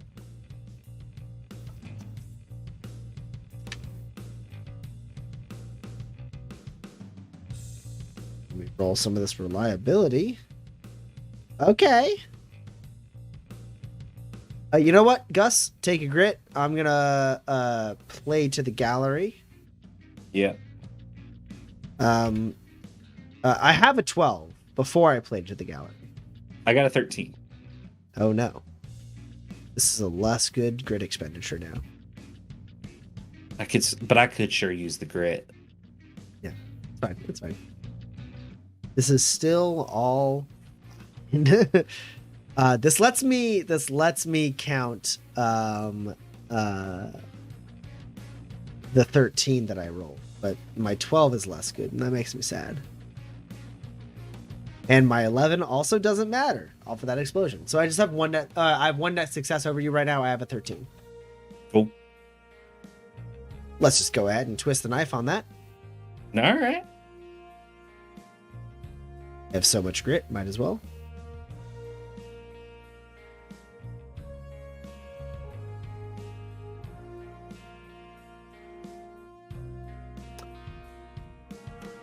And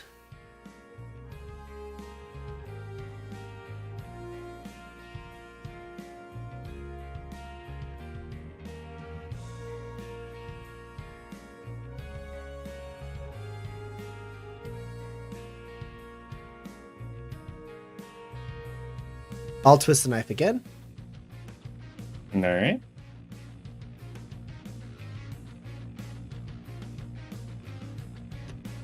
That way, Gus, you are dealing with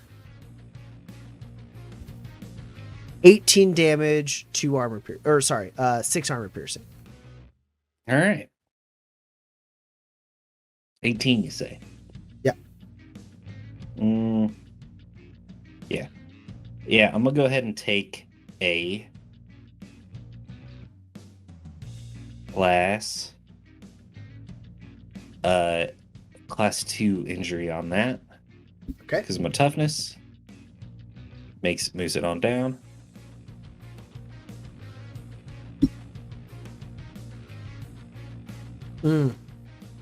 I got the power wrong. Sorry. I forgot this was the turret shooting at you, not one of the I guys. was really surprised the turret came out as 18 off 3 hits. Yeah, that was my bad. It's 21 damage, with 7 armor piercing. I'm gonna go ahead and take a class 3 injury. Oh. But let's all hope that it's something not bad.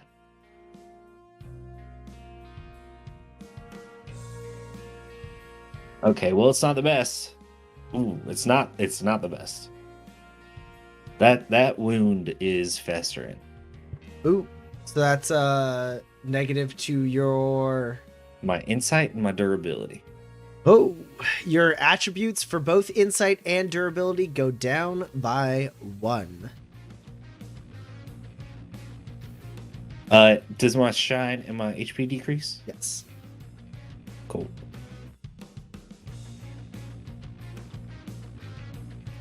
Yeah. So you're like, we don't have to do this, and then the turret turns towards you, and just a little bit too late, you're like, God damn it.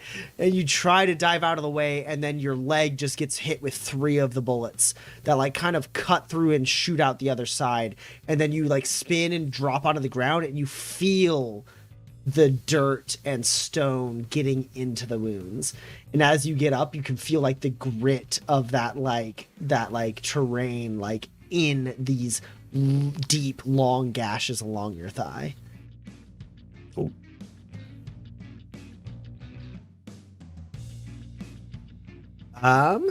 And with that,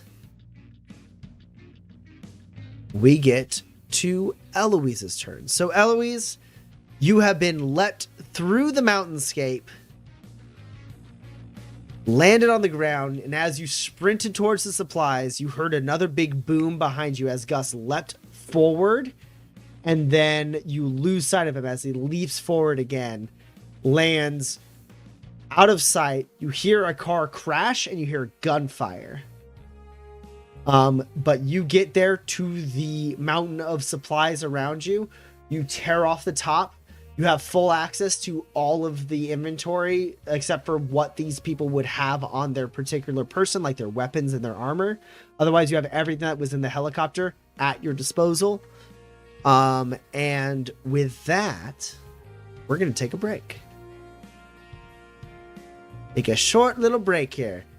And see y'all in just a little bit. I got 10:27 on the clock. So we will see you guys in about 15 minutes, around the 42-minute mark. We'll see you then. Refresh your drinks. Use the restroom. Predict what Eloise is going to do or what's going to happen to Dex and Porter. There's another vehicle on the way to Dex and Porter, and Gus is currently dealing with one by himself.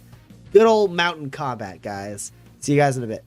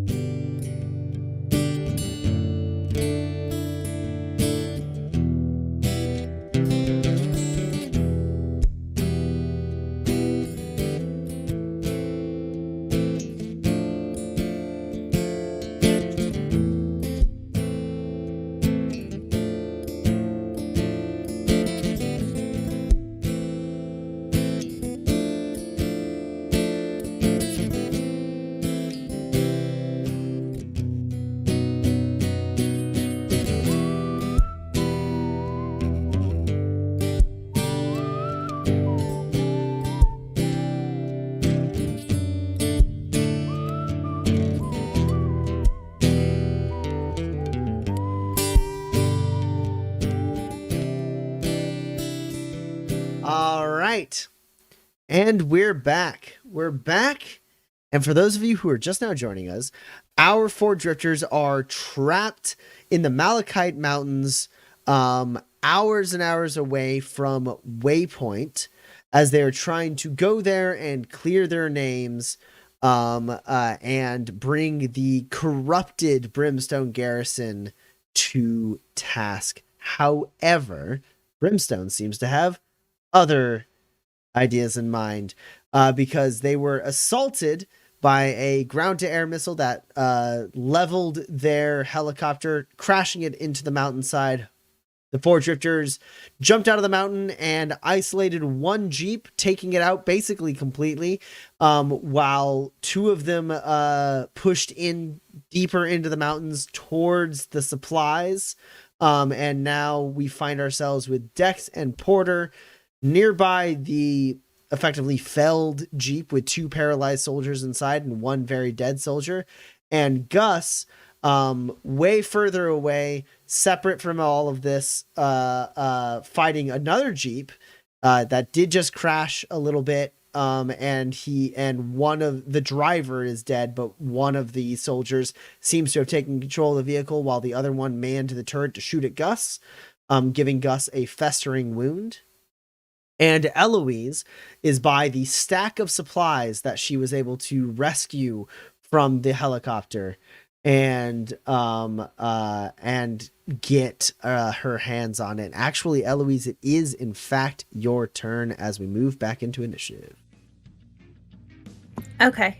So you are completely alone. Gus has leapt off towards the sound of a car crash and gunfire. Dex and Porter are quite a ways behind you. What do you do? Okay. Great. I am not interested in another mountainside knockdown drag out fight with the entire oncoming force of Fort Dearborn. So I would like to make a car. What? You like? It will fall apart as soon as we are no longer in danger. But So you're using Quick Fix. I have Quick Fix and Master Crafter. I have my Omni tool, and I will be cutting corners, which makes the time 64th. Is that right? It's not Or quite. Is it 16? It's is not- 16th? Oh, you're cutting. Well, so Master the way. Crafter cuts it in half. Yeah. My Omni tool cuts it in half. My Quick Fix makes it possible, I guess. And then cutting corners cuts it in half. So it's 3. So 2, 4, 8, an eighth of the time. Yeah. So I need you to roll. First off, I'm assuming you have enough cubes to I make do. this happen. Okay. I do. So you're just trying to make a car. I'm making a car. Because apparently a truck only holds 3 people. And as excited as I am to get out of, I'm not leaving somebody behind. Okay. Wait, I did not roll enough dice.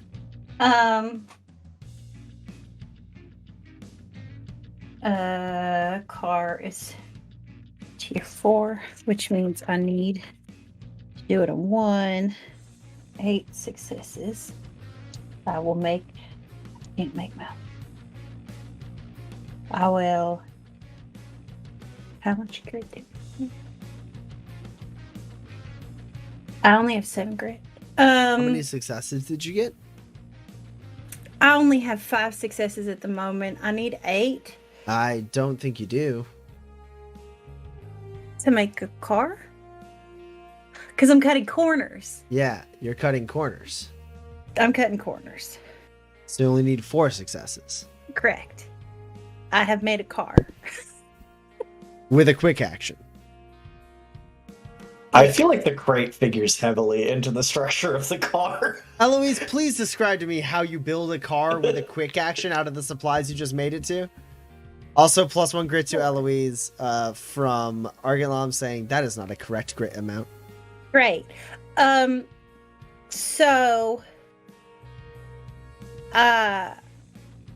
I in making my leg, I have learned a new sort of like wire mesh construction structure that is like the tensile strength is as strong as a fully like solid connector, basically.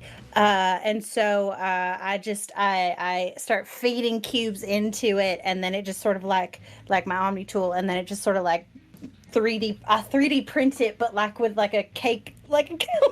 You got a cock gun and you're just shooting a car out. Yeah, I've got like a blowtorch in the other hand to like instantly harden it, and I'm just like, man, that looks like the rough shape of a car. I bet like you've also made attachments on your leg to like fit tools in, so like your leg has like a blowtorch or like a wrench or whatever. It's got a nice hook that I could just hook stuff on. Mm-hmm. Okay. It is not pretty, and it is barely recognizable as a car.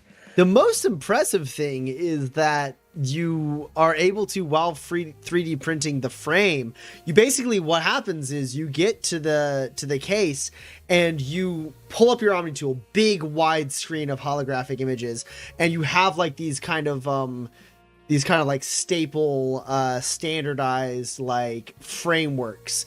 And so you select a few of them, and then you step back, you actually cover your eyes for a second as like these big like pylons of tech like launch into the ground and start 3D printing, like almost seemingly growing like a plant, these frames out. And that leaves you enough time to then grab other supplies and start like welding them together to make a combustible engine and an axle and wheels and stuff that like attaches to that. So that way, as like pieces become like one of the lights like on one of those pylons turns green, and you grab one and slam it into place, and then you press a couple buttons on your Omni tool, and the other ones start like building around the first one you put in place to kind of build the framework. The seats are, it's like if you took a vehicle and like ripped everything out of the center so that it has like basically nothing on the inside, like It's not comfortable. little like stools built into the frame, and that's it. Yeah. You said that was a quick action? Yeah, that's a quick action. Okay. So nuts. The second thing I would like. Yeah, part of it is that the quick action is you setting up the automated parts that will lock in whatever else you have. Right.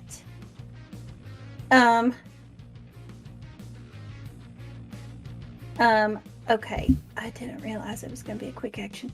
I have more things I could do. Okay. I would like to craft a supercharger for the engine. Okay. I would like to do the cutting corners. I just add the program in and it 3D prints it, I guess. Sure. You override the safety software on the engine you've already made. Error. This is dangerous. Ignore. You know what's dangerous? Staying here. Anyway. Okay, so you're cutting corners again on this. Yeah. Okay. Okay. Go ahead and roll. I did. Machinery. Yes. So that is 5 successes again. Yeah, that's fine. You just needed 2. So, you expend 5 more, or I guess in your case 4 more machinery cubes. Yeah. Because you have original design. Okay. So. And yeah, you like spend just a little bit more time on that engine. So as the rest of the car is kind of building itself around the engine, you're like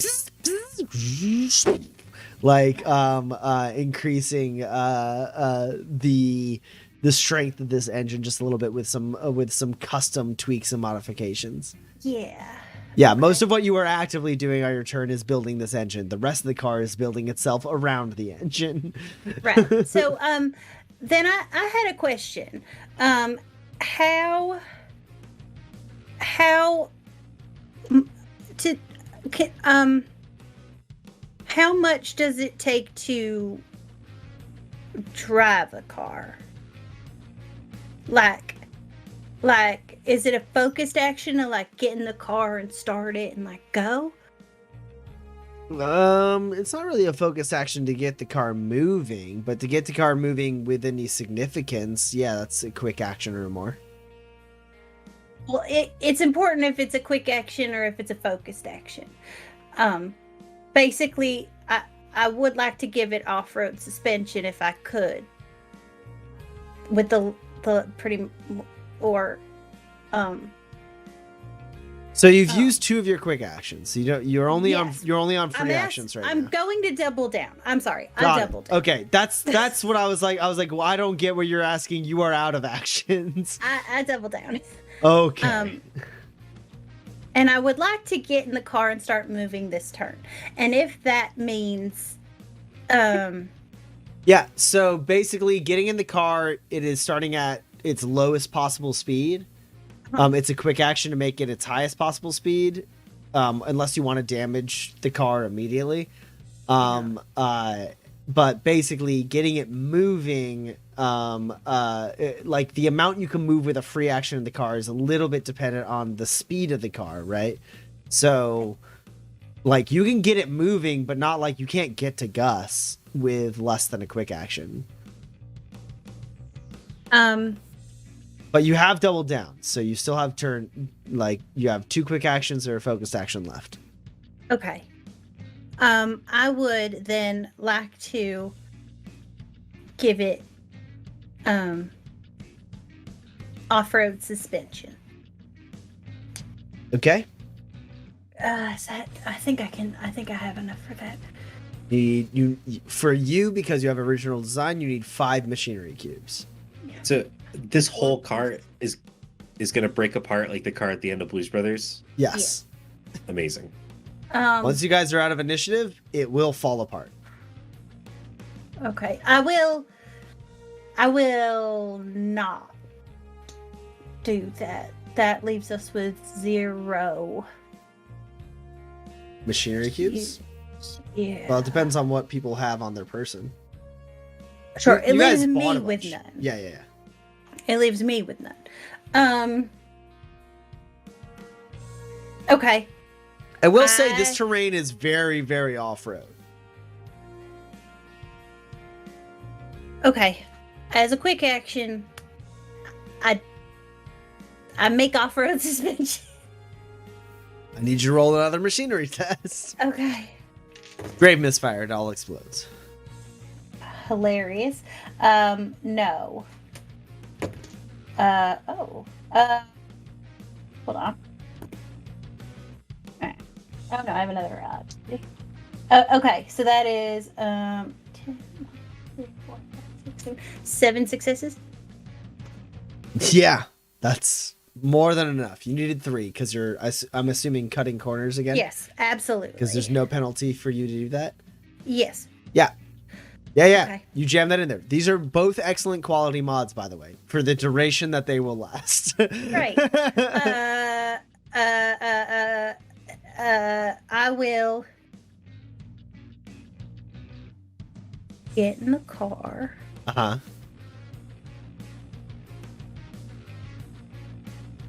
I will get in the car and I will start driving. Okay, do you want to get the speed? Are you using a quick action to get the speed as high as possible? And then driving towards Gus or Dex and Porter? Or somewhere else. You could just get out of here if you wanted. You have the evidence. I would like to start driving the car, just get it moving, and then activate telekinesis. Okay. To tell everybody we have a car. You mean And telepathy. Telepathy. I was like, I'm pretty This sure is fucking telekinesis is a chitty focused bang bang out of action. nowhere. Shitty bang bang, just boom. I told you that was Greece. Telepathy to tell everybody that we have a car. We're leaving, and then I drive a car, something I have never done in my whole life. But I designed this one, so it's got It's very airplane intuitive. Is this? Are you driving towards where Dex went, or where Gus went, or where? I know Gus where you can left? catch up. So you're heading towards Dex and Porter. Yes. Okay. So, yeah, roll telepathy. That'll determine how long it lasts.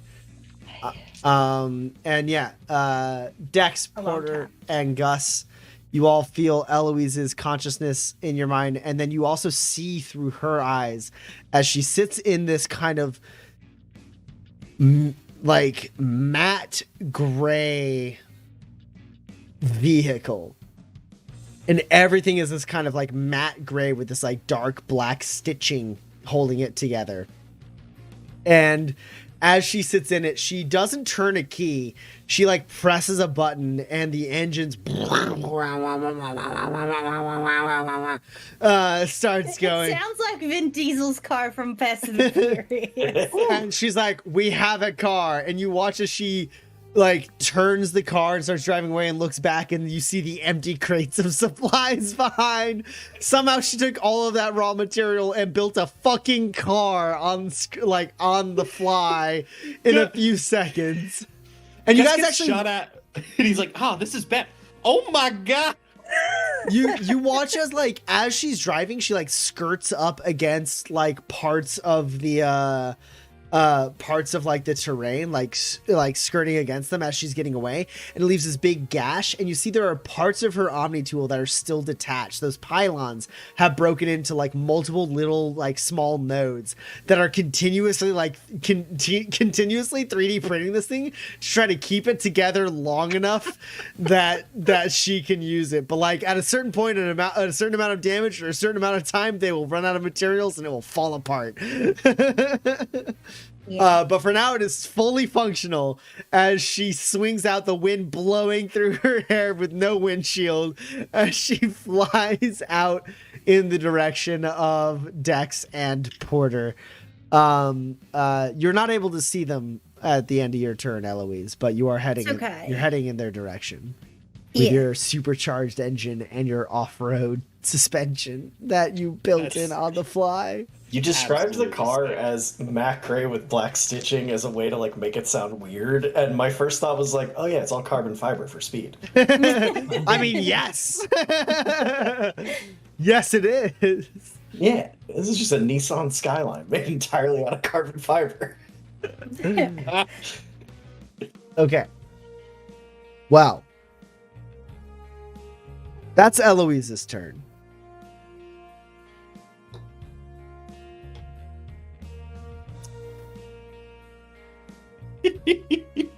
Porter, it is your turn. Okay. Yeah, Eloise has made this car. Who had makes a car in a couple of seconds out of nothing on their Eloise card? That's been one of my advancement triggers from the beginning. Is Eloise makes a car in a turn. Finally, we get that XP. We'll resolve that after this battle, okay?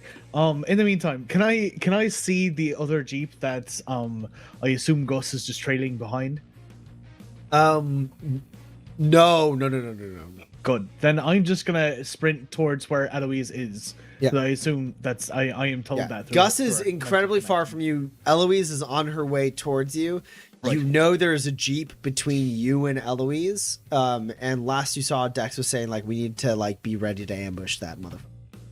Great. Oh, so okay, so he's on the third Jeep, and then there's another one. Can I see the one that's Yeah, between Gus us got and Eloise? very far from you in one Yeah. turn. Right. Can we see the one that's between us and Eloise? Not at the moment. Great. I'm just gonna head towards Eloise then, or meet up with my primary concern is being in the same place that Dex is, so that she can just pick us up. Then I assume we're gonna start running towards where she is. Yeah, So you get if to where we can Dex get further is. than that, That's easy enough. You already rolled to like try and Right. keep up with him, so Good. if you want, you can roll to make it not a quick action. Otherwise, it's a quick action. Looks like she's picking us up. Yeah, outside of Dex. Should we find a landing spot? We should get out of sight Good. because Let's do we'll that. know where she is. We don't want the jeep that's still presumably on the way to know where we are. Fair enough. And then I'm gonna find a hiding spot. Cool. Go ahead and roll sneak for me. No, I don't want to roll sneak. I'm wearing armor. I've got -2 to my sneak. Why don't you know this, Tommy? Let me bamboozle Would you Porter be- 8 times. Would Porter have the photo replicant poncho he definitely owns on him in the helicopter? I mean, that would be. I think that would have been in the supplies. I don't think he.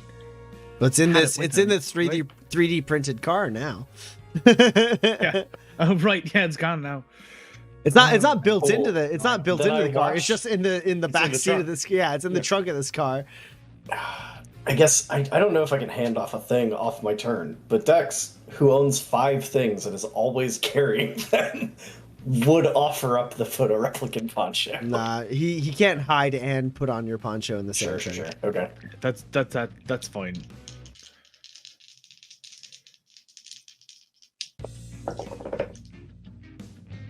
Rolling low all day. Come on. Porter a paladin? Like Sorta. bad at sneak because of his armor. Good at talking. Sort of wants to be a gunslinger. All right, you are up against an 8, Porter.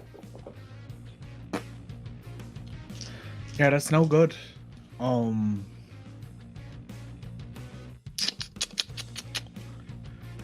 This is a bad idea. I need that grit.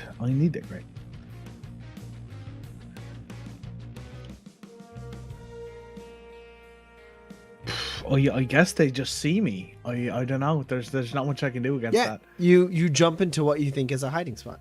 Great. Lovely. You just get no successes. Yeah, I don't like. I can try and get one more grit to.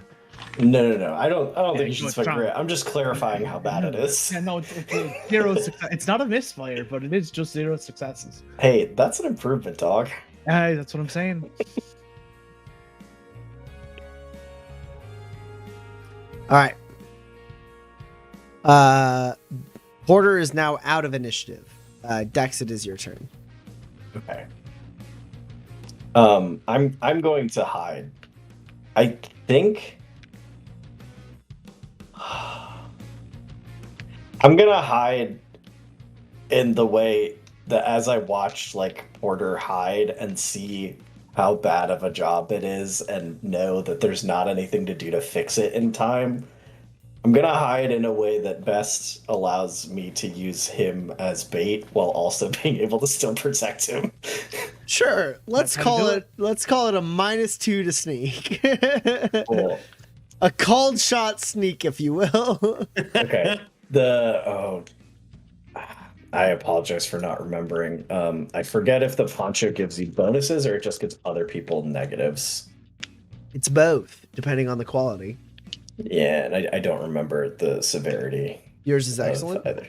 Mine is excellence, which I think is a +3. Yes. They're at a Okay. -1 no matter what. Cool. Okay. So I go up to 17 on my sneak and then go down to 15. I do have Lightfoot and Silent Step. I don't imagine their ability to hear me matters much at this moment. Yeah, the silent step does, or no, Lightfoot does make it so you can like traverse a decent amount of terrain while doing this. You are up against an 8. Okay, well, I have a 10, an 11, and a 12. Yeah. You see Porter rush and be like, yeah, okay, and he rushes and like hides behind like a piece of like rocky terrain. You're like, man, from this angle, this angle, and this angle, this car will notice that Porter is there. But I can hear the engine coming. I don't know what to do. So you jump and grab onto a piece of like mountain, and you swing your legs up like forward and over your head to like get up there, and then you roll out of sight as you like raise your elevation and move to the side, so that you have a very clean shot on this thing after it notices Porter. I can't see it, right? Not yet. Okay, cool. Can I hold a double down turn? No. You take a turn immediately after your quick okay. turn. Okay, that's what I thought. I was pretty sure I hadn't discovered a brand new pro maneuver.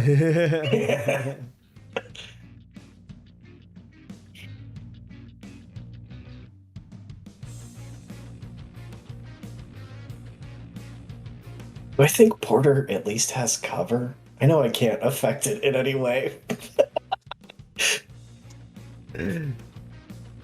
No, Porter doesn't have cover. Oh, Porter. Gus, it is your last turn. Okay. Then I would like to. Oh, I would like to not have this festering wound. Oh, it's really messed me up. He shot you really bad in the leg. Yeah. Can I see the car? Eloise's car or the one you're fighting? Eloise's car. No. Can I jump and see the car? Maybe.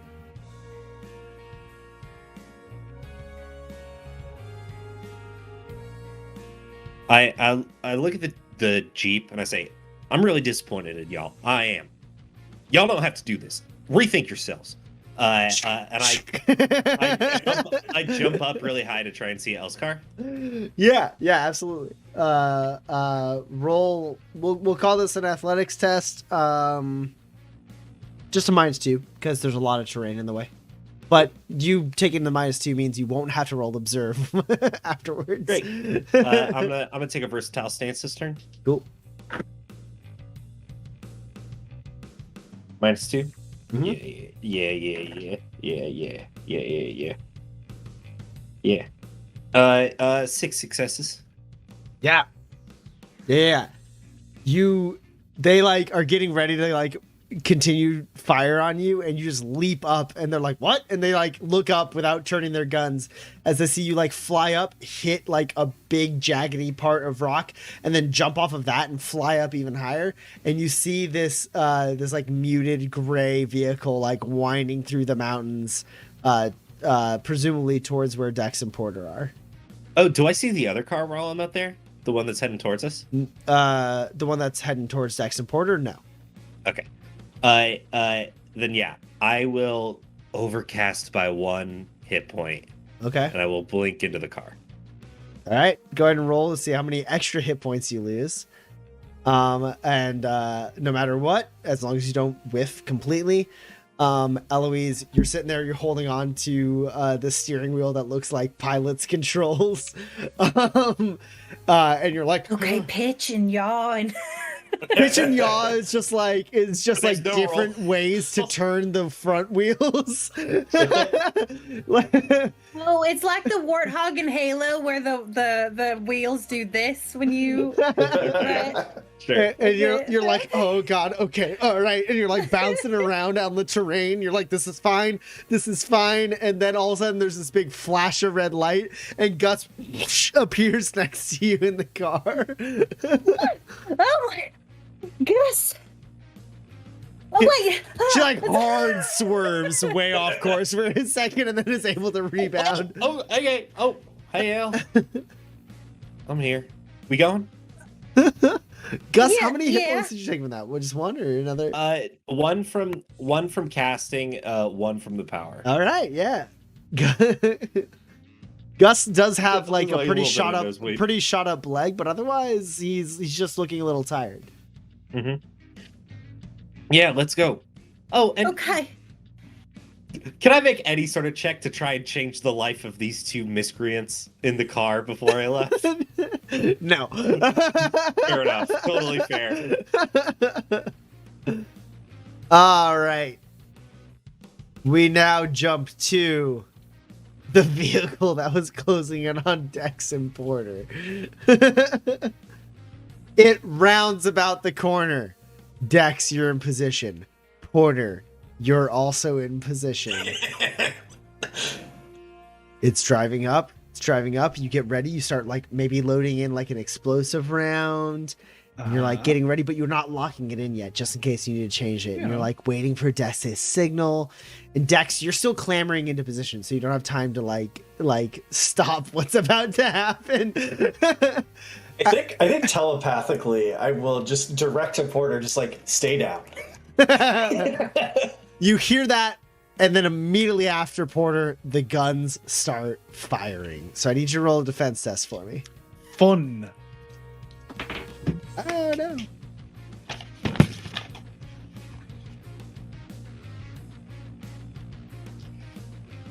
Porter, my dear, you are up against a 13. Oh, sure. Why not?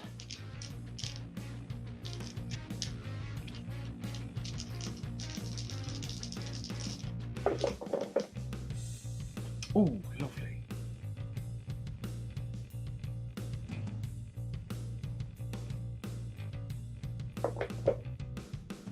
Okay, well, I did roll an 11, and it is a misfire. You mean it's a grave misfire? Is what you're saying? Because I rolled an 11. I mean, I also rolled a 13. It just doesn't count. Yeah. It's pretty grave. Yeah. Wait, So that means- what are you trying to beat? A 13. 13. Oh, But- yes. So there's nothing you can do. I've got -2 to dodge All right. because I've got wonderful heavy armor. Before I do this, Seth, I want you to know that I love you. I am going to spend grit to twist the knife. Is that 2 or 3? 2. Thank you. So Porter, you get a grit. Fun. Can he use that grit? No, Right now? he can't. It's all part of the same roll. He only has 2 grit right now, as far as this roll is concerned. The damn stack. So Porter, first thing that happens before we resolve your misfire, your grave misfire, mind you, is you take.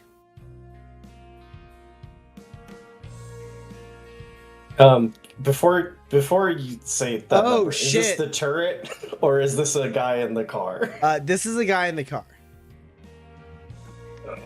Well, yeah, no, I say Porter's life. Okay. Cool. I deflect. Son of a bitch. But Dex, you don't have a shield and you're nowhere near Porter. How in the world do you deflect, Dex? I appreciate you trying it, Dan, but yeah, it's just the rules aren't there. It's not going to work. Doesn't Sorry. have a shield, is Oh, not thank nearby. God. Can't do it. Cool. I do have to spend 3 grit to go at strong because at a -2, my ranged is only 12. But this 14 is higher than 13. That's true. This is true. That's how to I know. use lead for lead. And I shoot a bullet out of the sky that I am 100% certain is about to kill Porter. Yeah. You shoot like multiple bullets out of the sky. Porter, you are there. You're ready. You're like, thunk. He's like, stay down. You're like, okay. And then you hear bullets fly out, like gunshots fly out, and you start like pulling back because you're like, oh shit. And then as you turn, you see the muzzle flare below, and then you see something else between you and that muzzle flare. You see sparks of light as you hear Dex's guns just do, and he shoots out like 6 bullets that were going to rake across your body. He shoots them out midway on their transit to you, and then like instantly, like fucking clockwork, like reloads that gun and like continues moving forward as he levels the other gun. He like throws fucking 6 bullets up in the air and catches them in one gun as he's getting the other gun ready. He snaps it into place. And you are saved from that flurry of shots. However, Porter, you are quite surprised by this. And before I knew that Dex was going to use his fucking his shit, I was gonna make a grave misfire that you fall. So I need a gymnastics test from you, my dog. Great. Lovely. Well, while Seth is rolling that, can I take a second to say I forgot how wild and wacky and amazing high-level manifest combat is, where like Gus and Eloise climb a mountain, Gus crashes a car, Eloise builds a car, Gus flies up and teleports in that car, and then Dex comes over here and shoots a bunch of bullets out of the sky. Like, this is the best anime of all time. Yes. it's not a movie, not a TV show. This is an anime. I was told multiple times by multiple playtesters, once you get past like level 17, it's like they were like, that's a bunch of anime bullshit. And I was like, yeah. And they're like, that's crazy. And I was like, yeah. Because once you get past that point, you are a tall tale. You are something that like people talk about in saloons, and they're like, ain't no fucking way. Sorry, she built a car in how long? You're drunk, my friend. You got to get out of here. Yeah. So, is 2 enough, or do I need to try and get 3? God, you know, that's a very good. It's definitely more successes is better for you here. Well, that does make sense. But you are. It was a grave misfire. It was a grave misfire. I had to remember it was a grave misfire. It's okay for me to do this. You don't need to remind yourself. Of I that. just, you know, it's fine. You got 2 successes. You're going to be taking 10 damage, no armor piercing on 2 successes. No, yeah, I don't want to take that. Your toughness takes into account. Yeah. And it goes to armor first? Okay, it's no piercing. I guess it's probably more important for me to keep this crit for later. So you said 10, and how many piercing? No piercing. You're just straight falling on the ground. I can take 6. Yeah. Okay, cool. Your armor does a significant amount of work as you fall 20 feet and slam into the ground. Are you fucking kidding me? Oh, you meant fall. Okay, all right, sure. We're on a mountain, dog. God damn it. You fall 20 feet, you land down at the same level where the car is and where Gus and Eloise were running, as you you're able to turn and like put your it's kind of counterintuitive because this is not how you want to fall if you fall normally. But you know that you have this armored jacket from Eloise. So like you actually turn your back and shoulder into the fall and you land and you feel your shoulder almost dislocate, but it doesn't. Like there's a very sharp pain in the back of your shoulder, but mostly the wind is just 110% knocked out of you. You're not able to take a breath for like 4 seconds as you hit the ground, but you are fine. I can't say anything, but I can think I'm a city boy, Dex. I think I'm a city boy. It shows. Also, we got to get Eloise to fit this armor to Porter. Both for the mechanical implications and for that like tailoring scene between the two of them. And now the big gun is going to shoot at Porter. Right, why not? Is it gonna shoot at Porter and not me? It is, yeah. Okay. They were kind of doing a simultaneous shot. They don't have enough time to react to the fact that, like, they think they missed. They don't know what just happened. Yeah, no.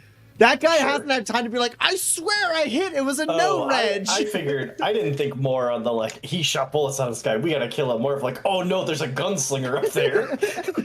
Yeah, the turret guy is too busy focusing on the one target he has and follows him down and shoots at him. Could the gunslinger be? We missed and he missed. That must be what just happened. That must just be what happened. It's a high of 5, right? Yours is a high of 5? No, yours is a high of 5, right? Mine's not a That's high what you're of about 5. to say. No. Are you sure? No. In fact, I'm going to come on. I'm going to play to the gallery. Again, Seth, I love you. I love you so No, much. you don't. No, you don't. You just want to kill me. You're a wonderful human being. But also, you're my only viable target You know, in this whole the combat. rest of these people need something to fight for. So, no, I'll be their martyr. Okay, well, you're up against a 15 now. You're up against 15. You said you have a high of 5? No, it's a high of 7. It's a high of 7. Oh, okay, that doesn't Yeah. change anything. I know. So Porter, you take 21 damage, 7 of which is armor piercing. I take an injury. This makes sense. Your toughness does lower it down below a class 4, and that's huge. That's super helpful. Yeah, that's true.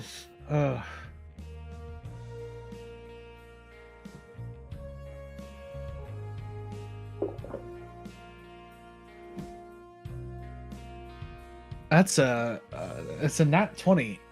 Isn't that crazy? That's a fractured bone, yeah? It sure is. That's a fractured Hey, bone. you know My- what? It turns out your shoulder did. You hit try the- to move to dodge and find out. Oh It no! wasn't dislocated. It was just broken. Yeah, your collarbone is broken. You're like, oh my god, my shoulder's not dislocated, and the adrenaline stops you from feeling the pain, and then you know you're getting shot at more. So you scramble to the ground, you see the turret aim down at you, and you leap. And as you leap, that like force of your body, like just like shoving, that like kind of momentum, lets you understand that your collarbone is in fact at least fractured, if not broken. And so instead of like a graceful dive and a combat roll, you mostly just leap and like slam into the ground and glide around across the ground a little bit more. But the bullets, most importantly, do miss you. And now I need one more defense test from you, Porter. You're at a -3 for this.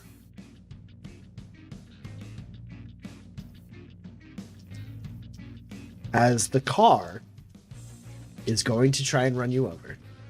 Oh my god.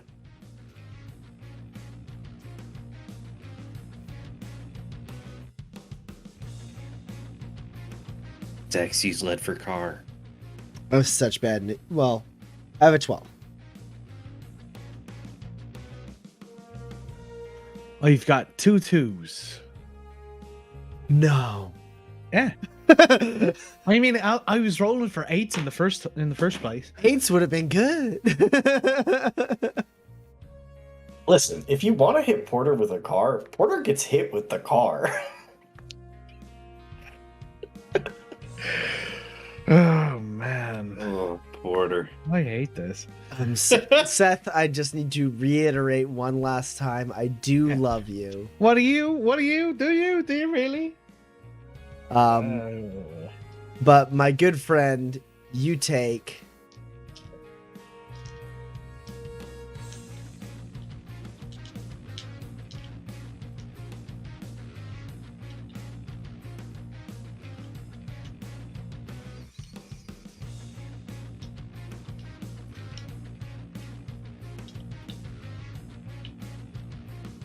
you take 30 damage. No armor piercing.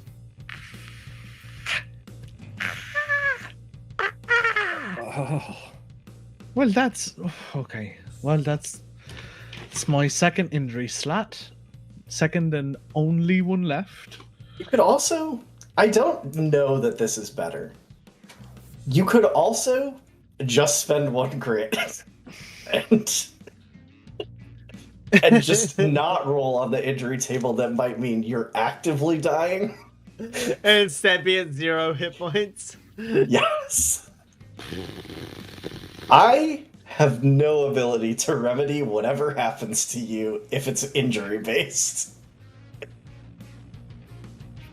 So it puts me down to 0 HP. Does it also still knock out all of my armor?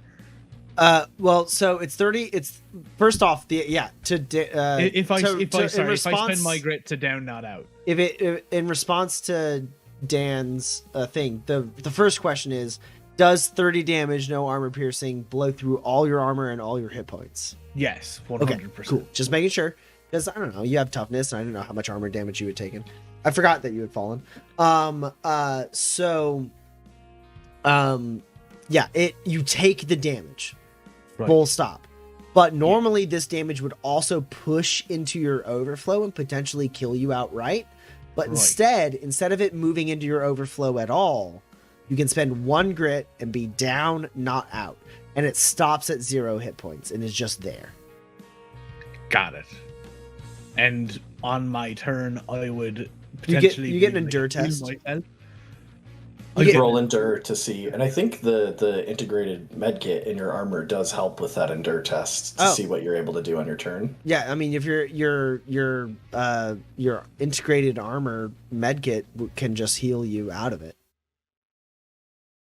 I suppose that's a good point. Hey, you should not take a class 4 injury. All right, that's fair. I can't argue with that. Yeah, Man. Every time we go deep on what's in Porter's armor, it becomes more and more the best decision Eloise ever made.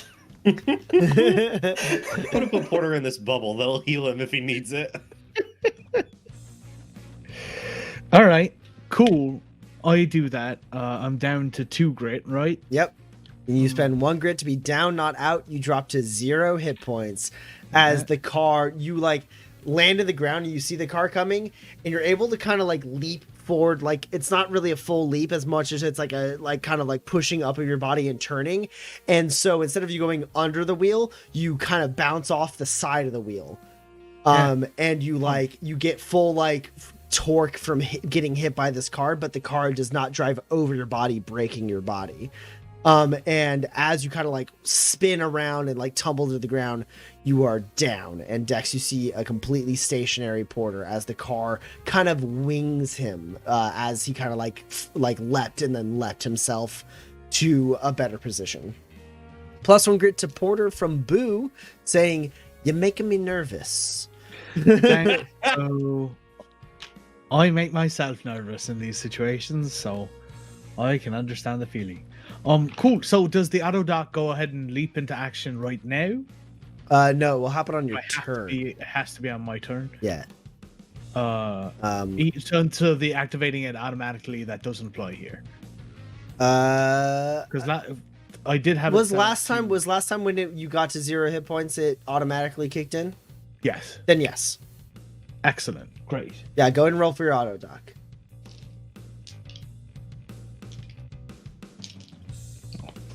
You can come back.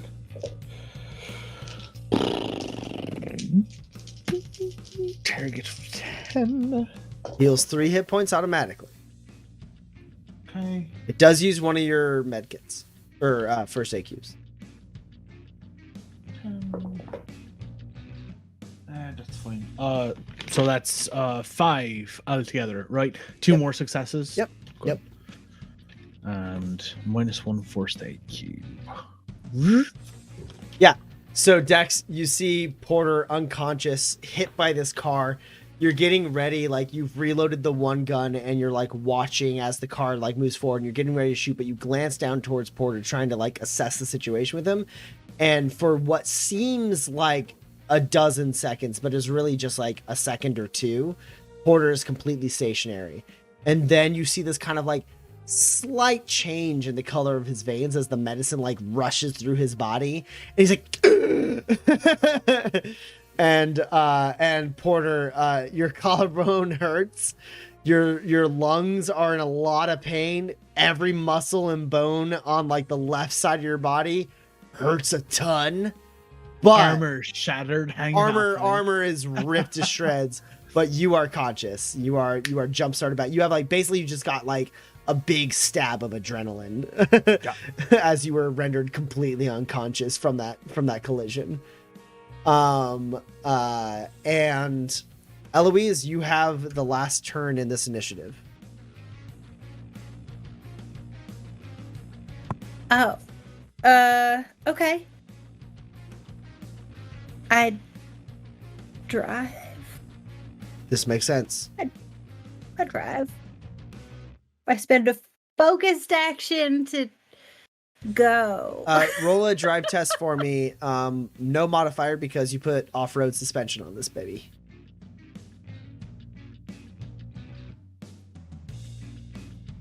Roman, I'm so sorry.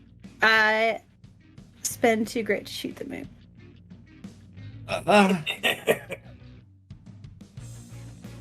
Can you not drive? I cannot drive. I can drive. You're not driving right right now. No, I know, but I can drive for future reference. Yes, my plan is eventually I no longer drive, and I add 2 more modifications when I harvest my the leg or something. Oh, this is... Roll shoot the moon, Addie. I did. What is the cutoff? Is it 10 or below? It's 10. Is okay? So, for anyone who's watching, Shoot the Moon is a grit expenditure you can use where it's, is it 2 grit? Is it 2 grit? So you're I believe it is 2 you are grit. at 2 grit right now. Yes. Yes. It's 2 grit, and instead of rolling a test, you instead roll a single d20. Now, if you succeed on this single d20 roll, you get a miraculous success.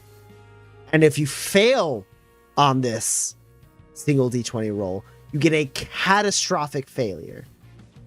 The more risky the Shoot the Moon, the bigger the payout and the greater the cost. To succeed on this, you need to roll a 1 to a 10. And to fail on this, you need to have rolled an 11 to a 20. Addie? Mhm. What'd you get? I did roll a 10. I feel like this car is we're not going to alive. fall apart now. This might Perfect be car. one of the greatest cars in the history of Manifest and go on to have a long racing career. It's got to be 2,000 horsepower in that thing. It's not that. This was a drive test. Here's what happens. Eloise. Yeah. You veer around the corner. You are full focused on getting back to your companions. You see this car driving past a now barely moving porter. And you shout to Gus as you reach back behind you. And both of you simultaneously open doors.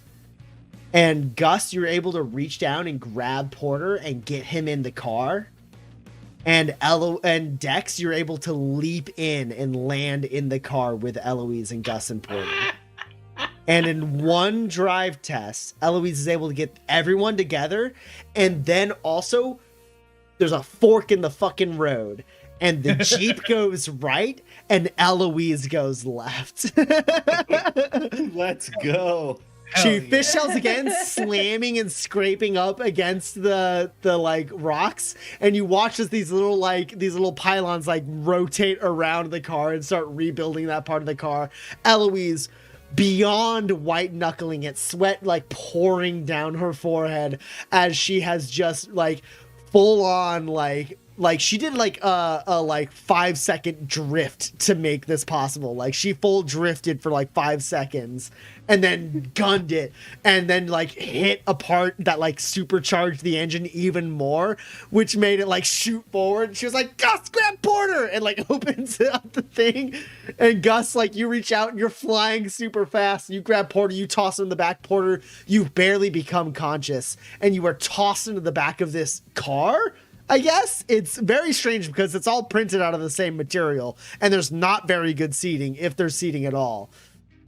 And Dex, you see like Eloise through this non-windshield front of this thing, and you leap and grab onto the hood and full like gracefully like land in the back next to Porter's like prone body.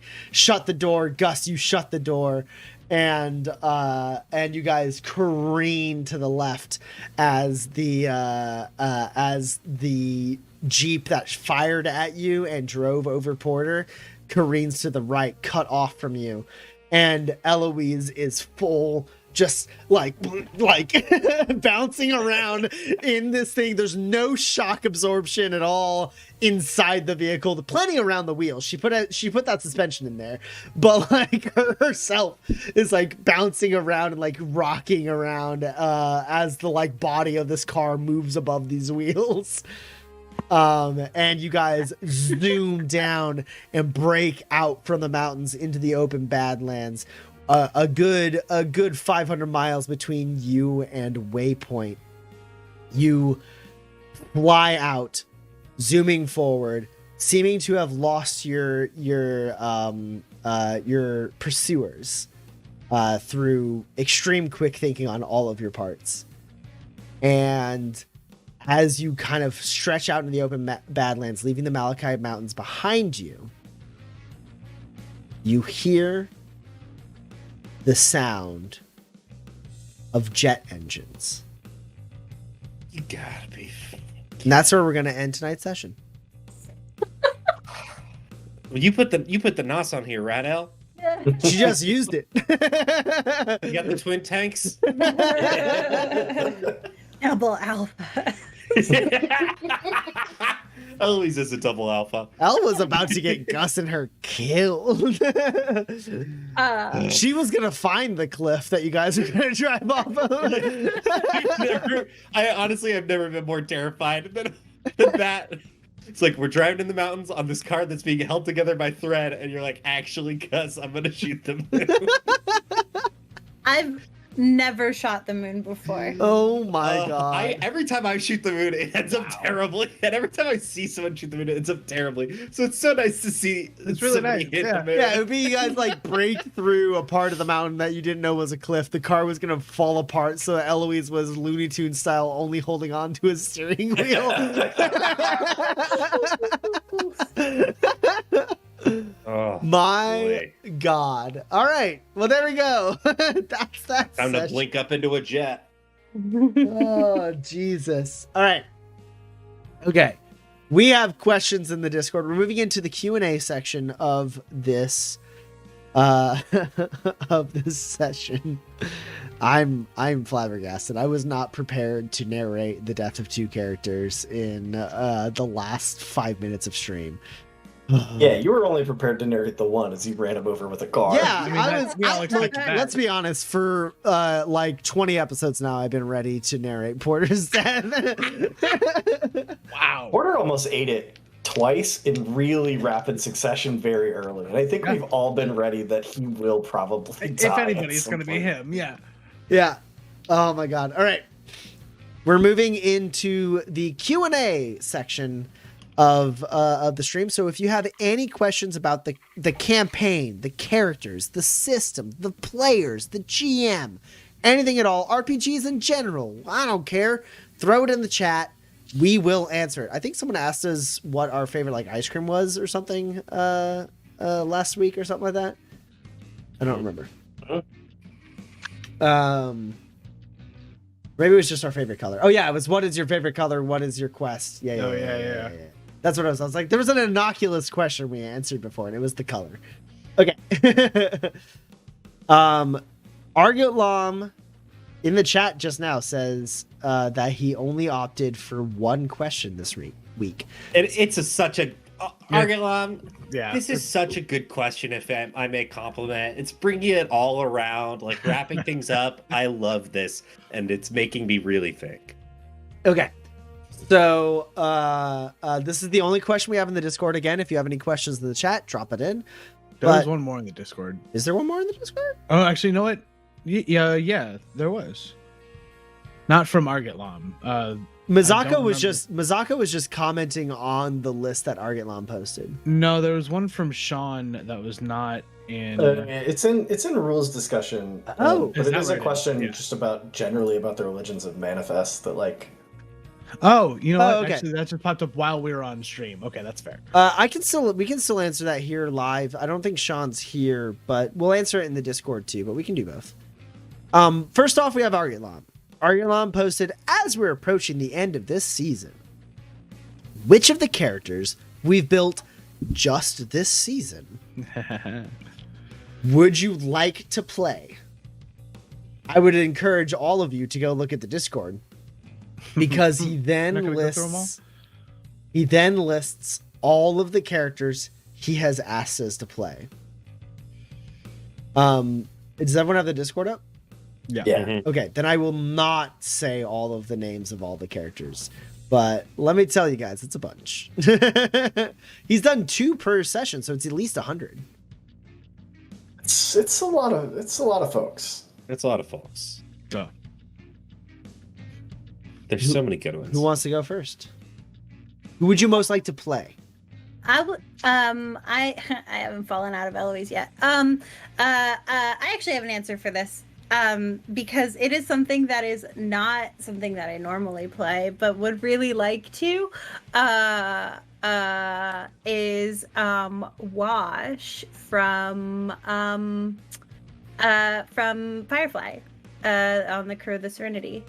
Because I'm usually a Zoe or a Kaylee or an Inara, sometimes a Mal, never a Book, and often a Jane. But I've never really played a Wash, and I would love to do that. I would love to play just the comedic sidekick transport character.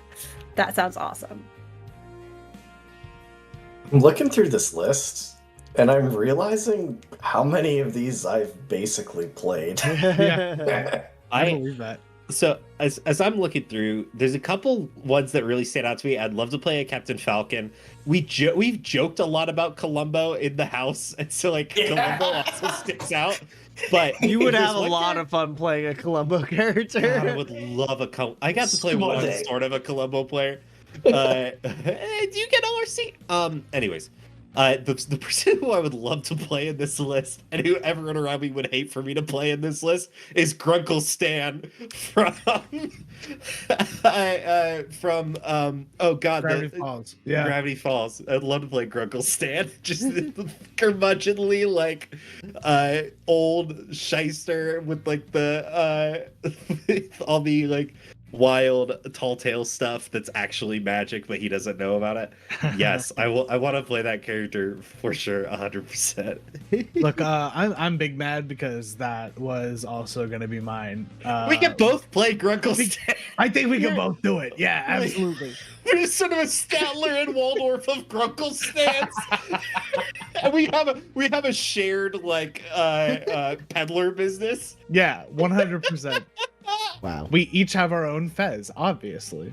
Tommy, I have some thoughts about season 3. I'd like to change. Yeah, let's make some modifications. No, not like this. If I were to pick a second place, though, it would probably be Radical Edward from the crew of the Bebop. Nice. Animal companion, fucking says crazy shit all the time. Expert hacker. I'm all about that. Yeah, you love the wild cards. Yeah, I sure do. It's true. I'm torn between, I believe, 3 options. There are a lot of these characters that I have played before. I'm Mitsurugi from I haven't done that.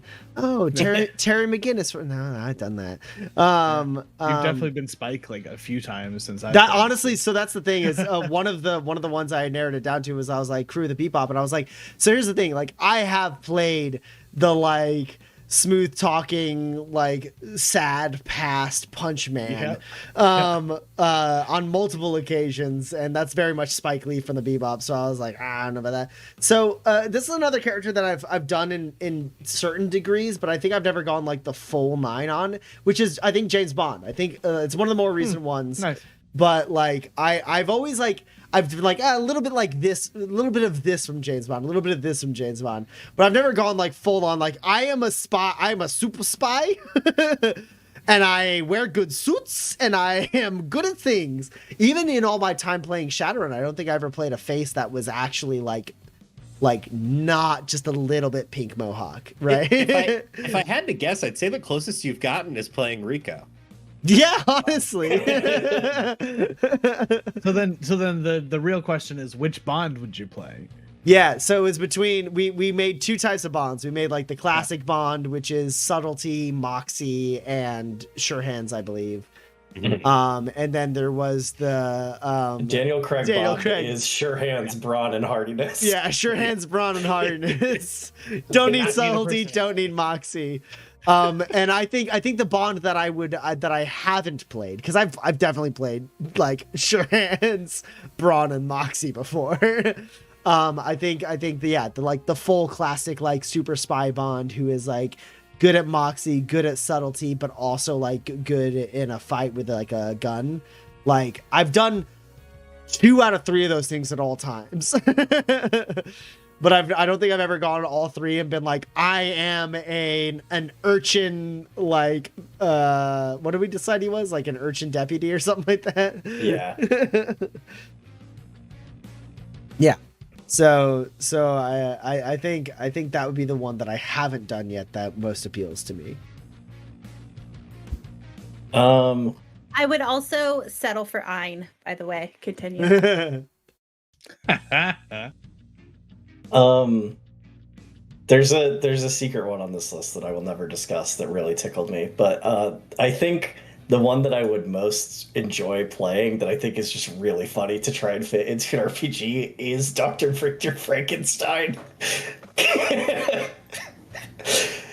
Yeah, I conquered the boundaries of life and death, and then I thought about it, and I think I made a mistake.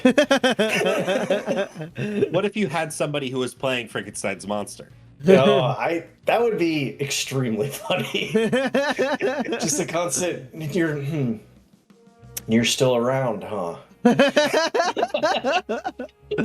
I'm just trying to make you proud, Dad. Come on. Oh, I hate it when you say that. I'm not your dad. I'm more of like a auto plant worker who assembled you. That is a fantastic character. Listen, for sure. the people who work at the Kia plant don't call the Sorrento their son. My God, I That made love me it. sad for some reason. Because it's heartbreaking. Yeah, that's why. Yeah, so you're What a playing the terrible monster thing in to this, say. apparently. Anyways, that's a brief taste of why I think Victor Frankenstein would be a wild ass character to play in an RPG. Yeah, that's fair. That's fair. All right, cool. And then the other question, which we'll address in the Discord, so we don't have to go super deep into it here. But Sean did ask, what are the religions like on Manifest? So the quick version of this is the most prominent religion on Manifest is Triptycism, of which Gus is a practitioner. The next biggest one is the Astraean religion, which we saw a couple Astraean NPCs, I think, and in a couple one shots. In season 1, there's a town with the Astraean preacher is a very prominent like leader in the community. Yeah. We talk to her and interact with her a bit. And in our like spooky one shot where Sean 4 guest starred a while back, Addie was playing an Astraean preacher. Man, speaking of that one shot, if you go all day by the stream, it really seems like there's a lot of people worshiping the fish god, and that is inaccurate. Well, that's the thing is Seth can't not play people who are Icthitarian, and so you would think Icthitarianism was the 3rd largest religion on the Manifest. It's not. It's so not. It's just a lot of people like in the wastes. That's where it's most prominent. It's actually kind of rare outside the wastes. But Seth so far has played characters familiar with it at all times, and that's because Seth made it up. It is the religion that through playtesting Seth developed, and I was like, I love this. Tell me more. This is going to be canon. Say more things. And so all the stuff with Icthitarianism has been very thoroughly explored by Seth. But yeah, Triptycism, the reason, basically the final little bit about this is that Triptycism is the largest religion on Manifest, and one of the core tenets of Triptycism is that there's always something to be learned by discussing the beliefs and experiences and ideas that other people have. And so, like, one of the things about like all the churches that are all over like many of the settlements, they're all triptych churches, but multiple faiths practice there. And that's because Triptycism, like as a practice, is like, oh man, you're an Astraean preacher, like come here, hold some sermons, let's do it. And like those sermons are primarily attended by like Astraean, like people who follow the Astraean faith, but also like triptychs will go and like be there as well to experience it and learn things, because triptycism is all about like being like, obviously a lot of you believe this for a reason, let's get into it, let's talk about it. Like, you obviously, there are lessons in your faith that I want to learn, because my faith is like, no faith is complete, we should all definitely learn from each other and then like decide what works best for us. Because as Gustus has said multiple times, the big core like through thread of all of triptycism is find out what makes you the most balanced and best person that you can possibly be, whether that be all the things that are in all the verities, or the things that you learn from the people you meet along the way, or the things that are needed of you in the situation you find yourself in. Is kind of like a lot of what like the triptychs believe, and therefore allows for a very, very robust exchange of faiths and ideals on Manifest, because most of the population in some way practices triptycism. What's this? Of my LRC characters, Wyatt and Lorelei are triptych, and Silver Terror is technically Astraean. You did not spell it right. I wouldn't have pointed out, but then your next comment was, and I'm only assuming I spelled that right. Honestly, though, it's a very valiant attempt. Yeah. It's based on Estrella, which is Spanish for star. All right. Those are all the questions we have in the Discord and in the chat. So we are going to call it here tonight. We will see you all next week for what could possibly be the finale of this season. Maybe. We're gonna kill a plane, maybe. Maybe it might be the second to last. Honestly, there's no way before the session is halfway through where I will know whether or not it is the finale. It might be the second to last episode. It very likely might be the last episode. 50 was the target, but we might have to push to 51. We'll find out. So the 22nd of March. You'll find out with us. Right, find out live on March 22nd right. whether or not there is one or two episodes left in this season. And next week we will be announcing the release date for our next season of Manifest. Yeah, for season 3. Season 3 is coming up after this. We're not done. You can't get rid of us that easily. You think just because we finish a campaign we're gonna stop playing? We don't stop until, at the very least, that ghost is dead for good. All right, thank you. Stop, won't stop. Thank you Bye. all so much for watching. We love you all.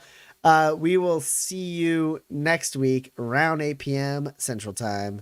Bye-bye. Bye-bye now. Bye-bye.